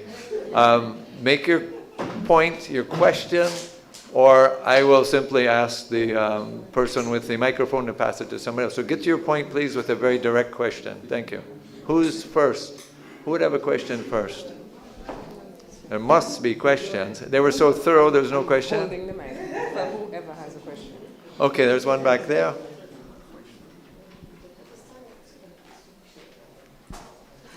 And if there's anybody in specific you're addressing, or if it's open to the panel, then they will elect to see who responds. Okay, thank you very much. I don't have a specific question, but some observations, if that's okay? Well, brief, but maybe we can look at getting a response even on your observation. Yes. You're not going to give us a thesis, right? No, okay. No, but I have some notes, so is it okay if I sit? Well, give us a first point. Okay, but the first thing from the top of my head, from all the presentations, is this matter, it goes to the heart of democracy and sovereignty. And that's not a word I hear much of. Now, what I always love about being Dominican is that we are not like other Caribbean islands. We are the land of Palinagua, the Negmao, a land that was never fully colonized, which you all know, a land that resisted European conquest through courage, cunning, and the mountains that sheltered freedom. Our ancestors never asked permission to be free. They never sought a colonial permit to gather or to resist. Freedom for them was asserted, not requested. Yet here we are, in an independent Dominica, still bound by colonial laws that treat our people as a threat rather than as citizens. Now, Justice Roberts, I believe, yes, she had a concern, not a concern, but an observation that it was not, the entire act is not really unconstitutional. Let me see. Because the Riot Act, as we learned earlier, was first passed in 1714 in Britain. But it was a tool of oppression, that is what it was. It allowed authorities, as we learned, to read a proclamation to a crowd, and as very well explained, that if they did not disperse, force could be used, even deadly force. But the fact is, it was never about public safety. And even in our situation, it was about colonial fear, fear of black freedom, indigenous resistance, and the power of collective voices. Now, as we also learned this evening, that in the United Kingdom, that Riot Act was repealed in 1973, yet 50 years later here in Dominica, it remains. A colonial ghost still haunting a free nation. Then we also had the Public Order Act, which criminalizes protest without prior permission from the police or the state. Now, what I want to reflect on is, if I must ask the government's permission to protest against the government, I must get a police permit to complain about police abuse? That is absurd. It is undemocratic, and it is unconstitutional. Now, as we learned earlier from Mr. Later, Section 11 of our Constitution protects freedom of assembly. But I also want to add that Section 117 demands that all old laws conform to the Constitution. Rights are not favors. They are not granted by permits. Now, I know I heard a point raised earlier that some may say protests must be controlled for safety. Now, I want to take a little steps on a side. Yeah, I know, but it's a very important topic. And we have been giggling all the while. Yeah, I did have a few questions, but I really want to make a point here for the benefit of the listeners. Because even during COVID, in the UK, as we said, the Riot Act is no more. But they have new laws they put in 2022, which is the Police Crime Sentencing and Courts Act of that same year, which gives sweeping powers to ban protests on vague grounds like noise or disruption. And we also witness across the world COVID-19 restrictions were used to criminalize peaceful gatherings, arrest activists, and silence dissent, all under the banner of public health. We also have the WHO, who now seeks to strengthen international health regulations in I would ways... like us, you're going on where I don't want you I to know, go. but No, I gotta finish. you know, but we need a response to it. I would Yeah, like to but- pass the mic to somebody else. You've had your time, No, one but you second. haven't presented a One second. question. We talk about the No. Riot Act and the Right. Public Order Act, but it's to put in context for everybody. No, that's fine. You stated, you've sort of summarized, you gave different points, but we need a question. I'd like the Okay, mic to my pass final it. point, I'm gonna come to an end, but still, it's a real thing. Because as I wanted to say, the WHO has international regulations, no, that can pressure over our constitutions. Public safety is important, right? We all agree to that. Right. I still say you're going on. You're You're not asking a question. You're giving us a lecture. Yeah. So you're supporting the Honorable AG? Thank you very much. Okay. Anybody Next, else has there's a another question. Any response? Yeah, I think so. I don't know if there's for the panel. I don't know if you have any response because it was more a narrative summation. Do you have anything to say, Honorable AG? Anything? Okay. I see a question. Who has a question? Please frame it in a question.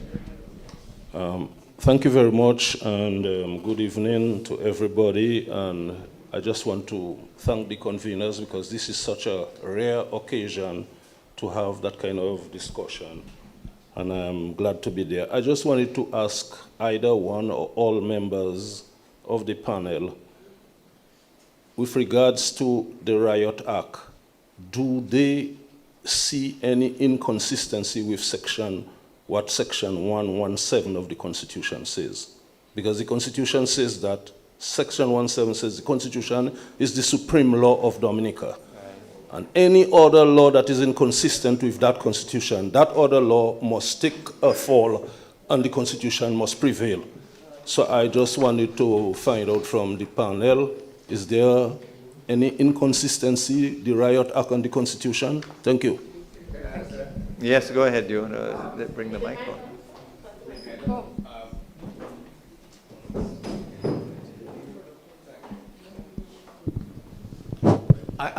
Obviously, my presentation tonight was that I do not take the view that there is conflict. But of course, you heard from the discussions that other panelists take the view that there is. That's what one would expect with law. We have different views. I can't say to you that their view is wrong. I would tell you that I argue a different argument. But if it goes into the court, it may well be that the court would find in favor of them and against me. So your question specifically about 117 says what you say, it's accurate. But that's what Mr. Later was arguing, largely. I mean, he had some slight inaccuracies I don't agree with. But essentially, he was arguing that the Riot Act is in contravention of Section 11, which is the point you're making, if you're right and if he's right. And so I don't think there's what we need to understand is that what we're having here is a discussion. Different views, different people have different ideas or different understandings of what we are reading, what the law is. And really, in the absence of a definitive court ruling, you will continue to have that. And probably even if you get a definitive court ruling, you still have people who will say, I don't agree with that. That's human nature. So I am not arguing or presenting my position here from any position of animosity or whatever. It's just simply a question that I am interpreting it a particular way, and I'm expressing it the way I understand it. Somebody else may have a different understanding or present it differently. We may agree on some points, we might not agree on others, and that's really what this is about, unless in the absence of an authoritative decision.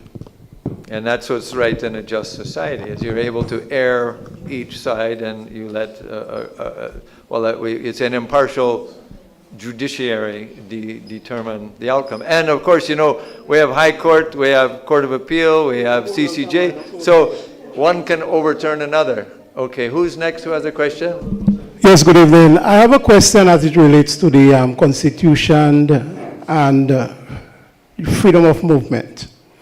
We are all here tonight, right? Let's take, for example, there's one road leading out of here. And some protesters decide that they want to protest, block the road. Now, some of you have young children home, and there is no way you can pass through that protest to get to your home. Is it unconstitutional to you or to them? Are they infringing on your rights to move freely to go to your home because they decide that it's their constitutional right to remain in the road and block the road? I just want to be clear, because tomorrow morning I'm going to teach my guys. I want to make sure they understand. Whose right should we consider? So I know there's freedom of movement, but when does it infringe on other person's rights? Okay, who would Now, like to are we answer that? talking about one set of rights or everybody rights? Okay, Just a let's question. Thank you, sir. Who would like to respond? Mr. Later? Yeah, so if you listen to the presentation, you would have seen in relation to the right, there must be an intent or purpose. Okay, we are saying that the Riot Act in its present form, which I clearly outline, those areas are unconstitutional, and it is subject to replacement or improvement, as the case may be, to bring it in conformity with a democratic society. Now, you are raising the argument that, okay, a group of people decide they want to be quite riotous and behaving in an unruly manner, etc. Well then, if that is the intent and purpose, well then there is a law in place to have this matter being dealt with by the police. What distinction we're drawing there is that if there was a group of 12 or more people who has a particular purpose, maybe a vigil, let's talk about a vigil. There was a vigil work, a candlelight, with 50 people. And then one or two persons come within that 50 people and start to misbehave. Are you saying the 12 or all of the persons gathered there were behaving in a riotously, tumultuously manner? So what we are saying, what we try to gather here is that the act is too wide, it's too broad. It must be more restrictive in its meaning in order that it be successfully applied. In other words, it is so broad that it gives, you're a police officer, right? All right. Okay, it gives law enforcement officers this kind of wide powers to do a lot of things that are not proportionate and justifiable, as the case may be. All right? Okay, next. Sorry, may I please, sir? I just want to, I think I got a different understanding of the question. So may I understood the question to be more specific to freedom of movement as an example, but what I think the question was talking about is that the tensions between rights. In other words, I have a right to protest, so I go with my partners and I block the road with my protest.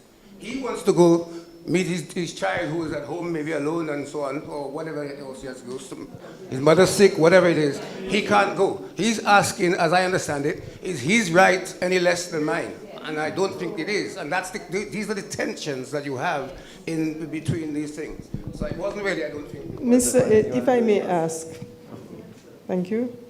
So I hear what he said, and the question, I would answer him as like, yes, each has rights, but the fact that the rights of the person who wants to pass is being infringed by the protesters, it does not mean that the law itself must not be clear and very specific, because the problem I see, Mr. Adrian, if you could answer that, is the lack of definition of the words of riotous, tumultuous. It makes it so subjective, because I, as a police officer, may think something is riotous and tumultuous, and another person may not think so. And so it is vague because of the lack of definition. It makes it very, so there's no objective standard.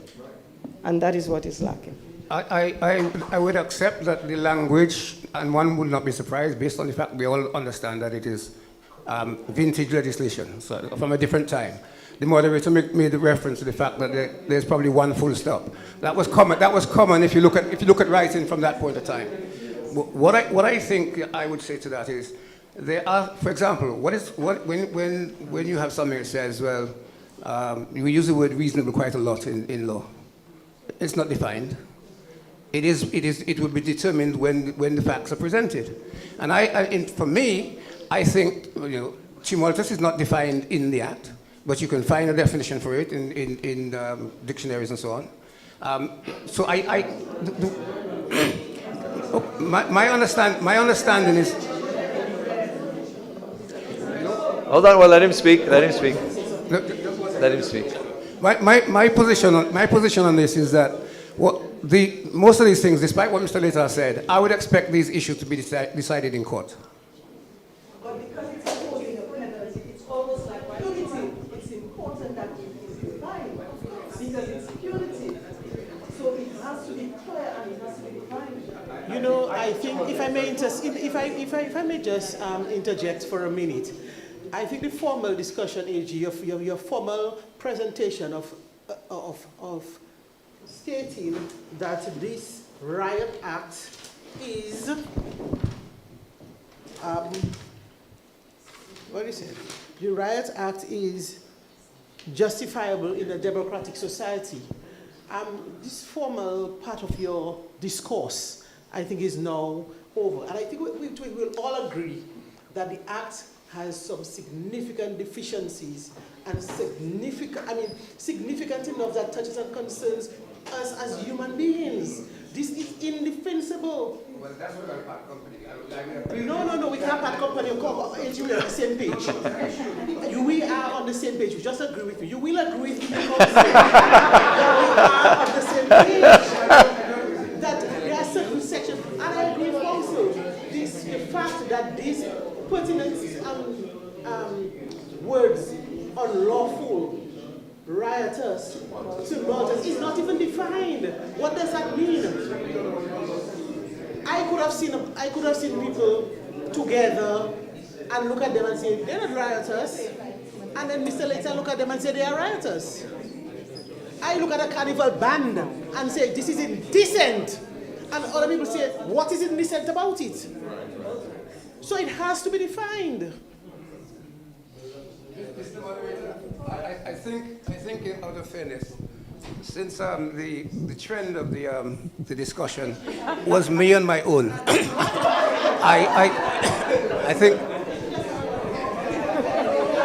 I will agree. I understand that. We have different views. I will travel with you part of the way where, for example, you indicated, quite rightly, I believe, respectfully, that the entire act is not necessarily unconstitutional, but certain sections, certain provisions may be. And I indicated in my presentation, I said that the two sections that I read, they were the controversial sections. I am simply saying, and I understand and I hear what you're saying and others are saying, if I got the brief to defend it, I would defend it. Now, the court would decide what it decides. But I believe that I can argue, successfully I believe, that there are challenges. It's not straightforward language, but I wouldn't expect it to be. But I do not accept that the language that is there is not capable of being interpreted in a manner that makes sense. Now, I may be wrong. That's fine. I may be wrong. The other thing that I would say about this, and because Mr. Later referred to the AG quite a lot, so I think I should just, and I'm not really wanting to rebut everything, but I think it is important, as I read it, Section 4, this idea that the lawyers who were peacefully marching could have come under this. That's nonsense. They could never have come under this. They were marching peacefully. You yourself said it peacefully. How are you going to activate Section 4? What is the tumultuous? What is the unlawfulness? No, that is fallacious. You could not. No, there's no way that those lawyers could be prosecuted. For Section 4 to be activated, you need 12 or more people. That's one. You need whatever they're doing has to be unlawful. So okay, you may say the police can just decide that. I don't accept that, but you can say that. There also has to be disturbance of public peace. Disturbance of the public peace. That's an element of what would be the offense. There has to be an order. The proclamation. There has to be a proclamation of order. You have to disregard the proclamation of order. Well, if you don't hate, you can say that. But so the idea, what I'm trying to say is this notion that you can just go on is not true. I just wanted to say that, as Madam Justice stated, disagree with me. There'll be no argument. She's sounding a lot like my wife. Just agree with me, and it will be okay. I want those shoes. I want that dress. Just agree with me. We'll go home happily ever after. There'll be peace in the valley.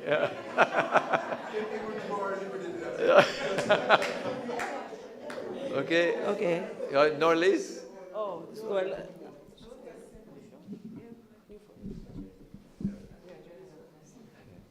See, we can still have a laugh. There's still some humor in this. It's a serious issue, but again, you don't have to be disagreeable, but you can argue in even a pleasant way, and they're exchanging, and we get some good laughs. So even though Mr. Leighton was directing certain comments at the AG, he was still actually able to offer a rejoinder and say, that's all right, I can handle him. Okay. Well, Yes, thank you, Mr. Murray. gentlemen and lady, or Madam Honorable former judge, who just ruled actually on the dispute between the two lawyers there. I think generally we agree, if I understand the arguments there, that the law, and I knew it was an old law even before the AG said it was done in the 19th century. The style of the English was very out of date. That the law is really, according to Mr. Joseph there, intended by one group of persons to control another group of persons. And therefore, the question of being precise and, you might say, just wasn't paramount in the mind of the lawmakers. And when we come to a democratic society, which Dominica is not, which the United States is not, the only country that approaches democracy actually is Switzerland, where it's ruled by the demos. And what we have is actually representative government. But for the time being, we'll leave that at that. These laws that were passed during the colonial era were definitely intended by the rule makers, the lawmakers, to control the majority of the population who were not of the same class and group as themselves. You might have seen me write an article in the newspaper some time ago about another law of a similar sort as the Riotous Act, the Riot Act, which is, as we understood it there, very vague and leaves things very much to the discretion of the law enforcers to decide what a riot is and when a riot is occurring. Is that the Obia Act? What, Mr. Yes? Does Clement, hold on, does Mr. Is a Joseph, similar, hold on, Mr. Murray, hold on. Does Mr. Joseph have a comment to make? Mr. Joseph, do you have a comment to make there, sir? Yes, please. We're talking about this Riot Act that was handed down from the UK. They have repealed it, didn't they? They found that it was so vague, as Jeffrey said, so vague. They have repealed it. And they have made more narrow laws to conduct public behavior. And we're still here with someone who identifies controversial sections but vows that he can successfully defend it. The same gentleman who's responsible, and I'm not sub judice, so I don't want to hear you. The same gentleman who can go in there so and amend the law to make it make sense and to be more responsive to government. Let us just look at the Public Order Act. In its section 2, the interpretation section, it says a meeting means a meeting held for the purpose of discussion of matters of public interest or for the purpose of the expression of views of such matter. And then we had the first person who was asking questions saying, I must go to the government to have a meeting to talk about them and expect to get permission. makes no sense, ladies and gentlemen. Makes no sense. Thank you. Was there any other questions? Okay. Okay, if, Mr. Murray, if you can get to a question, though. I know you can go on for an oratory, but let's get to a question. I was on the point of finishing my argument there. That is to say that we have a parliament, and these laws that we've inherited ought to be all revised, and some of them should be discarded. We agree generally that there should be some kind of law to protect public order, but this Riot Act is not the correct thing for the time in the society in which we now live, where we govern ourselves.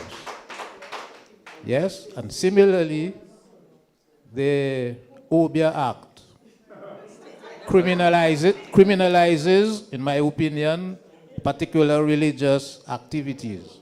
In the United Kingdom itself, if I wish to, I could go up there and set up my sign, Obia man over here, hours from 3 o'clock in the morning to 5 in the morning. It's perfectly legal, but it's Mr. illegal Murray, in Dominica. we're moving off subject. So I'm just mentioning those two laws there because we're talking about the Riot Act, but I'm just mentioning this other law. There are other laws of a similar sort which our parliament needs to go through and revise them and bring them up to date for the times in which we live and the expectations of the public as to what is legal, what is illegal, and what can be done and cannot be done. And probably that we might need to have a more activist kind of bar association that takes more cases to court on constitutional grounds. Okay, thank you very much, Mr. Murray. Thank you very much. Any other questions? Who's got? Mr. Ronald Charles, and then good evening Mr. Ito. to Madam Justice and, of course, the distinguished all the speakers. panel. Yes. I just have one simple question. I believe having regard for this discussion this evening, my question to the Attorney General is whether or not you see the majority of persons have come to the conclusion that there may be aspect of the act that is unconstitutional. Will you now go to cabinet or go to the powers that be and say, having regard for this discussion this evening, I think we need to look at the act. Would that be considered? Mr. AG? I hear murmurings that he's arguing this and that and the other. The point is, I think we need to understand in Dominica, we had been a panel discussion. I came here to present the governance side, okay? So I don't understand why people expect me not to say what I'm saying. I'm arguing as I would be doing in court. I mean, so please, I mean, that's what right. Now, before I answer your question, right? No, I'll answer your question. But before I answer your question, I think it's important that we understand, because I hear talk about this legislation is tied to slavery and so on. Well, 1714 was introduced in the United Kingdom. I don't know there were too many slaves in the United Kingdom. So that's not the argument. The argument, we can pin the argument, as some people have done, to the contents of the act, right? You also will find that that legislation or similar was throughout the Commonwealth. So obviously, as we know, colonial links, UK have its thing, most of the country got it. All of the CARICOM countries had it. Many of them, or some of them, have repealed it or changed it and done things, some of like what people are saying here. But for example, as Clement indicated, Antigua has exactly the same provision. I have it before me. Exactly the same provision, exactly the same words in it, right? Well, we are having a discussion. I'm just telling you. Come on. It's just for information. Barbados has it. Cap 171, the Barbados Act. St. Kitts has it. Exactly the same as I'm reading. Jamaica has it, and there are other jurisdictions. That's not to say that it's necessarily right or wrong. I'm simply saying that it's not something that is just for us in our jurisdiction alone. So the arguments that I put forward would apply presumably in other places. Right. Now your question. I can't broach certain things, but what I can say to you is, I can say to you that there is draft legislation which is in relation to the Public Order Act. So that would address, probably, much of what is being debated here. But that's not the point. So I'm aware of that, but we were discussing a particular thing, and I am discussing on the point of what I believe about this particular thing. That is different from, say, so I'm not necessarily going to capitulate whatever views I have because other people are arguing in the majority. So to answer your question simply, I don't see that as a big problem.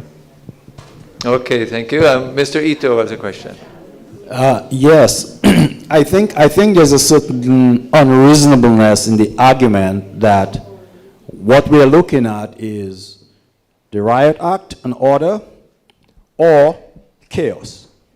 I think it's an unreasonable argument to say that without the Riot Act, the particular approach of the Riot Act, the particular language, the particular legal approach of the Riot Act, that Dominica descends into chaos. And I think the argument is being couched in those terms. It's been a stark contrast between, do we want order, as the AG opened with his quote, or do we want disorder? But that is not really the question.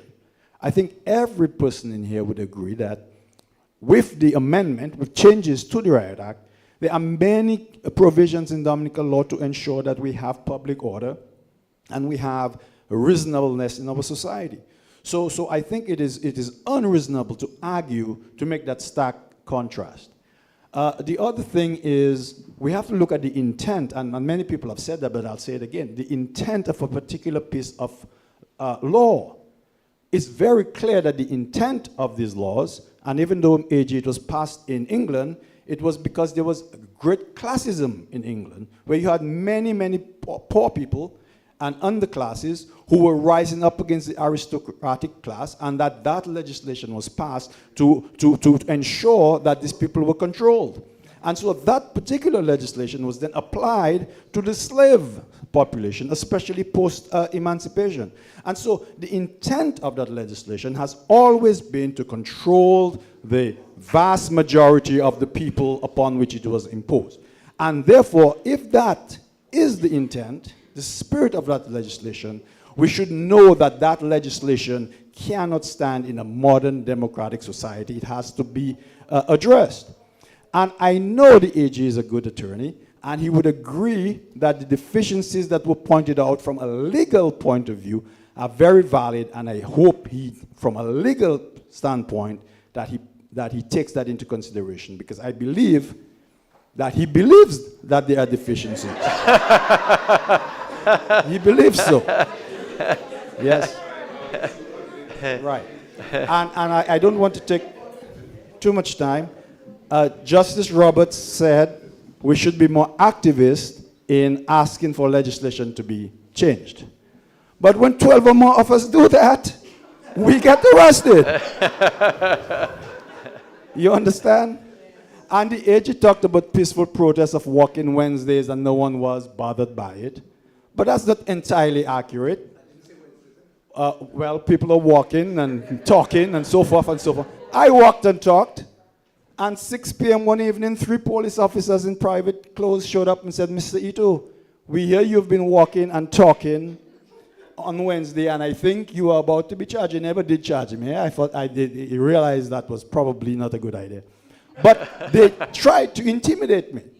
So the point is, with this broad stroke legislation and laws, you can weaponize those things. And that is the problem with this particular law. It is a weapon in the wrong hands. And as a democratic society, we need to ensure that these weapons are stripped away from any government. Because the government, the Constitution, should always protect the people against the government and balance those forces. And that is really what this argument is about, not order versus disorder. Thank you. Okay, thank you, sir.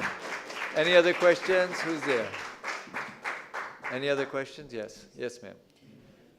Good evening, everybody. I have sat here and I have listened. I do not claim to know anything about law, but I have a lot of common sense.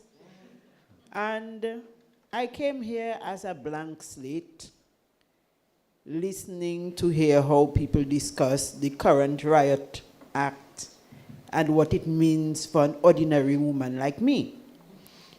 What I have gleaned from the discussions here this evening is that yes, we all value law and order, and the Riot Act is not really what we need it to be, because there are deficiencies.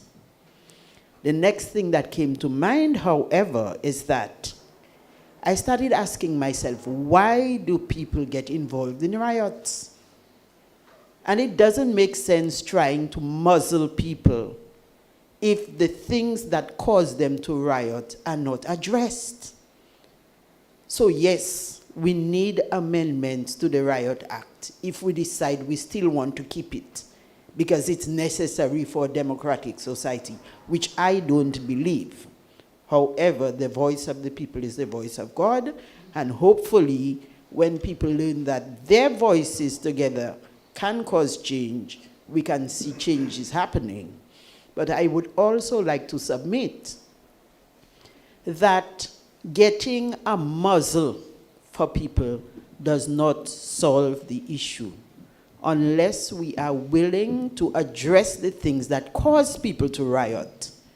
Let me just remind all of us, pressure does burst pipe. Thank you, ma'am. Any other questions? One more? Yes, sir. Yes, good evening, everyone. Correct me if I am wrong, but reference to the riot, I observe that we are only leaning on the political side, on the political, riots that have been happening. But when it comes to riot, you have to understand there are different riots. For example, if you are watching a football game and there's a big crowd, and the referee gives the wrong goal or, something happened, a riot can also develop in that aspect. The police need to intervene. And we are not talking about those kind of riots. We're only talking about the political. What about the other riots that can develop which are not political? You understand? We're just looking at one aspect of that which is political. But generally speaking, riots are riots, and riots can mean different things. If they give a wrong ruling, like we saw in New York with the Rodney King and so on, there were riots. You understand? How do we deal with that? Okay, Justice Roberts. Okay. Any riot is a riot, so it really doesn't matter what gave rise to the riot.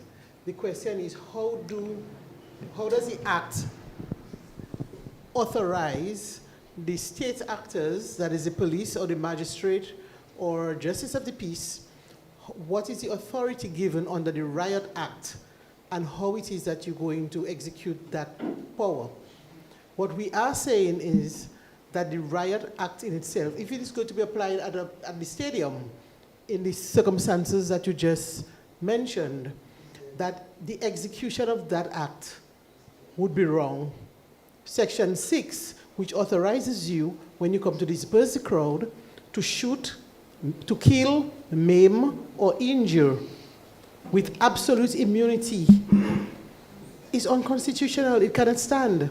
So if there's a riot at the stadium because of a football match, and you would go there, read some proclamation, even if you stand at the top of the stadium to read the proclamation, and the patrons at the stadium decide they're not going to leave, and you start to now try to disperse them, and accompanied by civilians that you pick up based on Bath Road. So you could just go outside on Bath Road, anybody of age who appear to you to be agile, you could say, come and help me to arrest these people.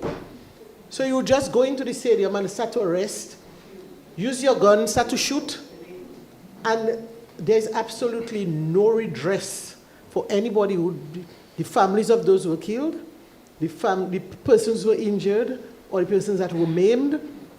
Absolute immunity. That is what we're saying is wrong.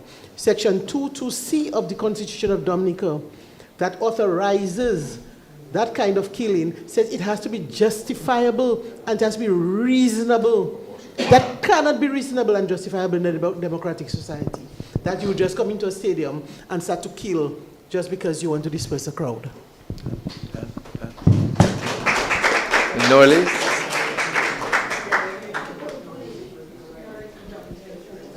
Thank you very much, Mr. Moderator. So we've discussed and discussed, And I think, many of us have come to our conclusions, but I'm a forward-thinking person. So what I would like to ask of the panelists, particularly the ones who are saying that the Riot Act is not constitutional or is not necessary in the form that it is, what would you propose going forward? Not just repeal and replace, but in terms of, the AG has said we need order. We need order. We cannot just have riots willy-nilly. So what would you propose in terms of a riot act rather than the riot act for dealing with that? Are you addressing to the AG or to anyone? Okay. Okay. The Riot Act in England was repealed. We know that the OECS always adopts acts from other countries. So we can look at the Public Order Act from England and see what provisions from that act that would apply to us in Dominica, what it is that we can adopt from it. There are also pieces of legislation in other countries, not under a riot act itself, but under some other public order or even criminal justice acts. And we can pick from those provisions. It's a matter of looking at other pieces of legislation. We do not have to reinvent the wheel. Let us look at other legislation, let us see how it applies, let us see whether it has been judicially challenged, and adopt the legislation. Easy. I would like to take that as the last comment. It's 9:30, and I would call upon Ms. Norlise Knight Didier to provide the vote of thanks. Because I'm a police officer. Oh, now it's admitted. So he was trying to get that out of you. Because a lot of comments came towards killing and shooting. But people have to understand that in 100 and something years, nobody can put up their hand and say police killed 5 years. And in the last 20 years, there are more police officers during riots than civilians. No, I'm just saying that I'm not talking about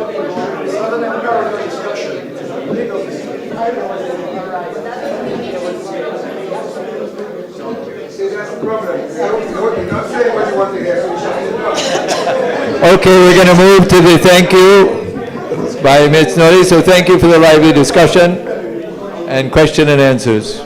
Ms. Norlise Knight Didier, President of the Dominica Bar Association, will now address you all. So thankfully, I have the easiest job. Thankfully, I don't have to comment. I don't have to contribute. I have the easiest and actually the nicest job this evening, which is to thank everyone. So good evening again, everyone. I wouldn't say I will adopt the protocol. I will say good evening to the honorable ministers in our midst, the honorable AG, our panelists, moderator, other guests, ladies and gentlemen, media, persons listening at home and everywhere. As we bring this timely and thought-provoking panel discussion to a close, it is my honor and pleasure on behalf of the Dominica Bar Association to extend heartfelt thanks to all who contributed to making this event a success. First and foremost, I extend our deepest appreciation to our distinguished panelists.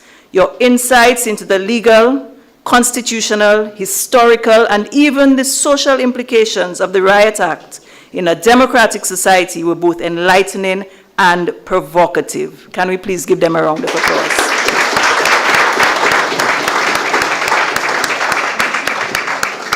I would say that whether you supported or did not support, basically what you gave, what you presented tonight, really it helped shape our perspectives and broadened our understanding of the national conversation that the Riot Act is.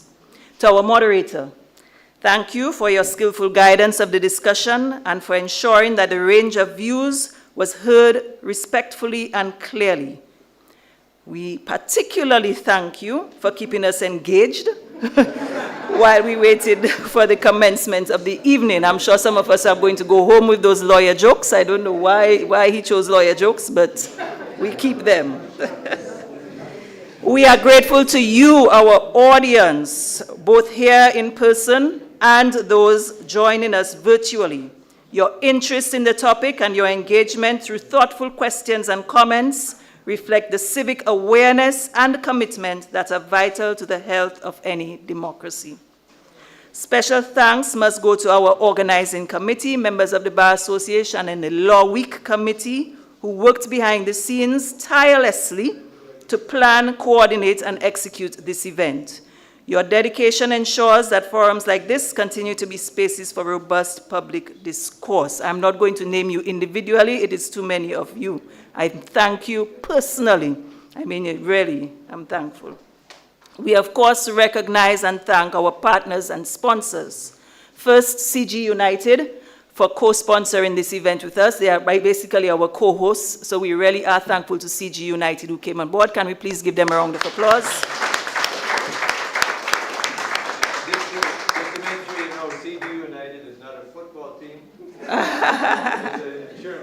Yes, they are an insurance company, and they asked me to remind everyone here, please, that they are general insurers, property insurers, vehicle insurers, and offer professional liability insurance as well. We are thankful to UWI, who are always willing to allow us to come here free of charge because we are alumni of the University of the West Indies. We are thankful to them. We are thankful to DBS Radio and MO News, who didn't hesitate. They came, we asked them, and they came on board carrying it live, both on radio and social media. Thank you so much. So to all of our partners and sponsors, your support tonight has helped the Dominica Bar Association in fulfilling its mandate, not just to serve the legal profession, but to serve the public as well, by promoting education on legal and constitutional matters. Ladies and gentlemen, as we leave here tonight, I trust that the discussion has sparked reflection and perhaps even challenged a few assumptions. That is the very essence of a democratic engagement. It is the essence of a democracy. I say it over and over again. We need more discussions like this. This is what a democracy is built on.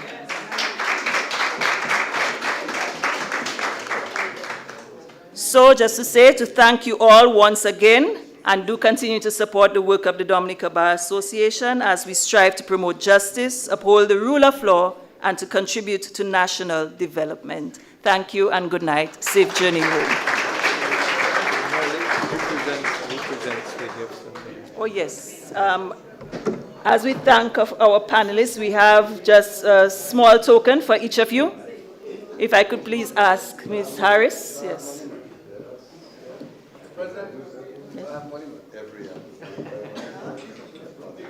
You're paying your dues, so thankfully. You have to give me your dues for the dinner. Nice, thank you.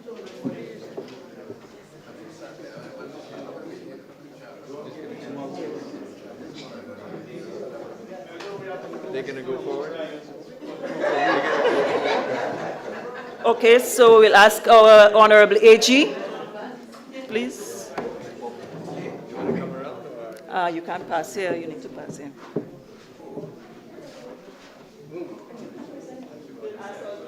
Ms. Harris is the Vice President of the Bar, so we will ask her to present. Thank you, Ms. Harris.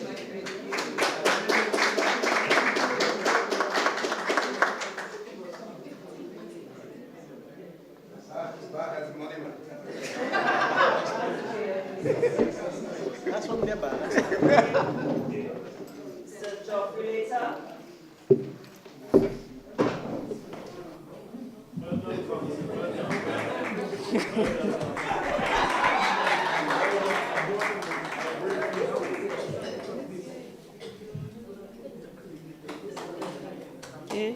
Madam Honorable was trying to win converts to his church tonight. Madam Honorable Wynant Adrian Roberts, Justice Wynant Adrian Roberts.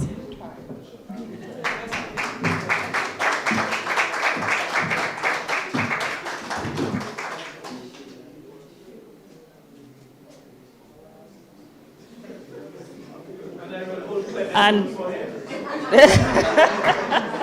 well, I was actually going to ask Mrs. Kathy Bafong-Roye, who I believe in my thank you remarks, I did not mention Kathy Bafong-Roye, our flautist, flautist. Beautiful. Yes, please. Please accept for him. Yes. Thank you very much. So thank you very much, everyone, and have a safe journey home. And the food. Sorry? Yes, but I...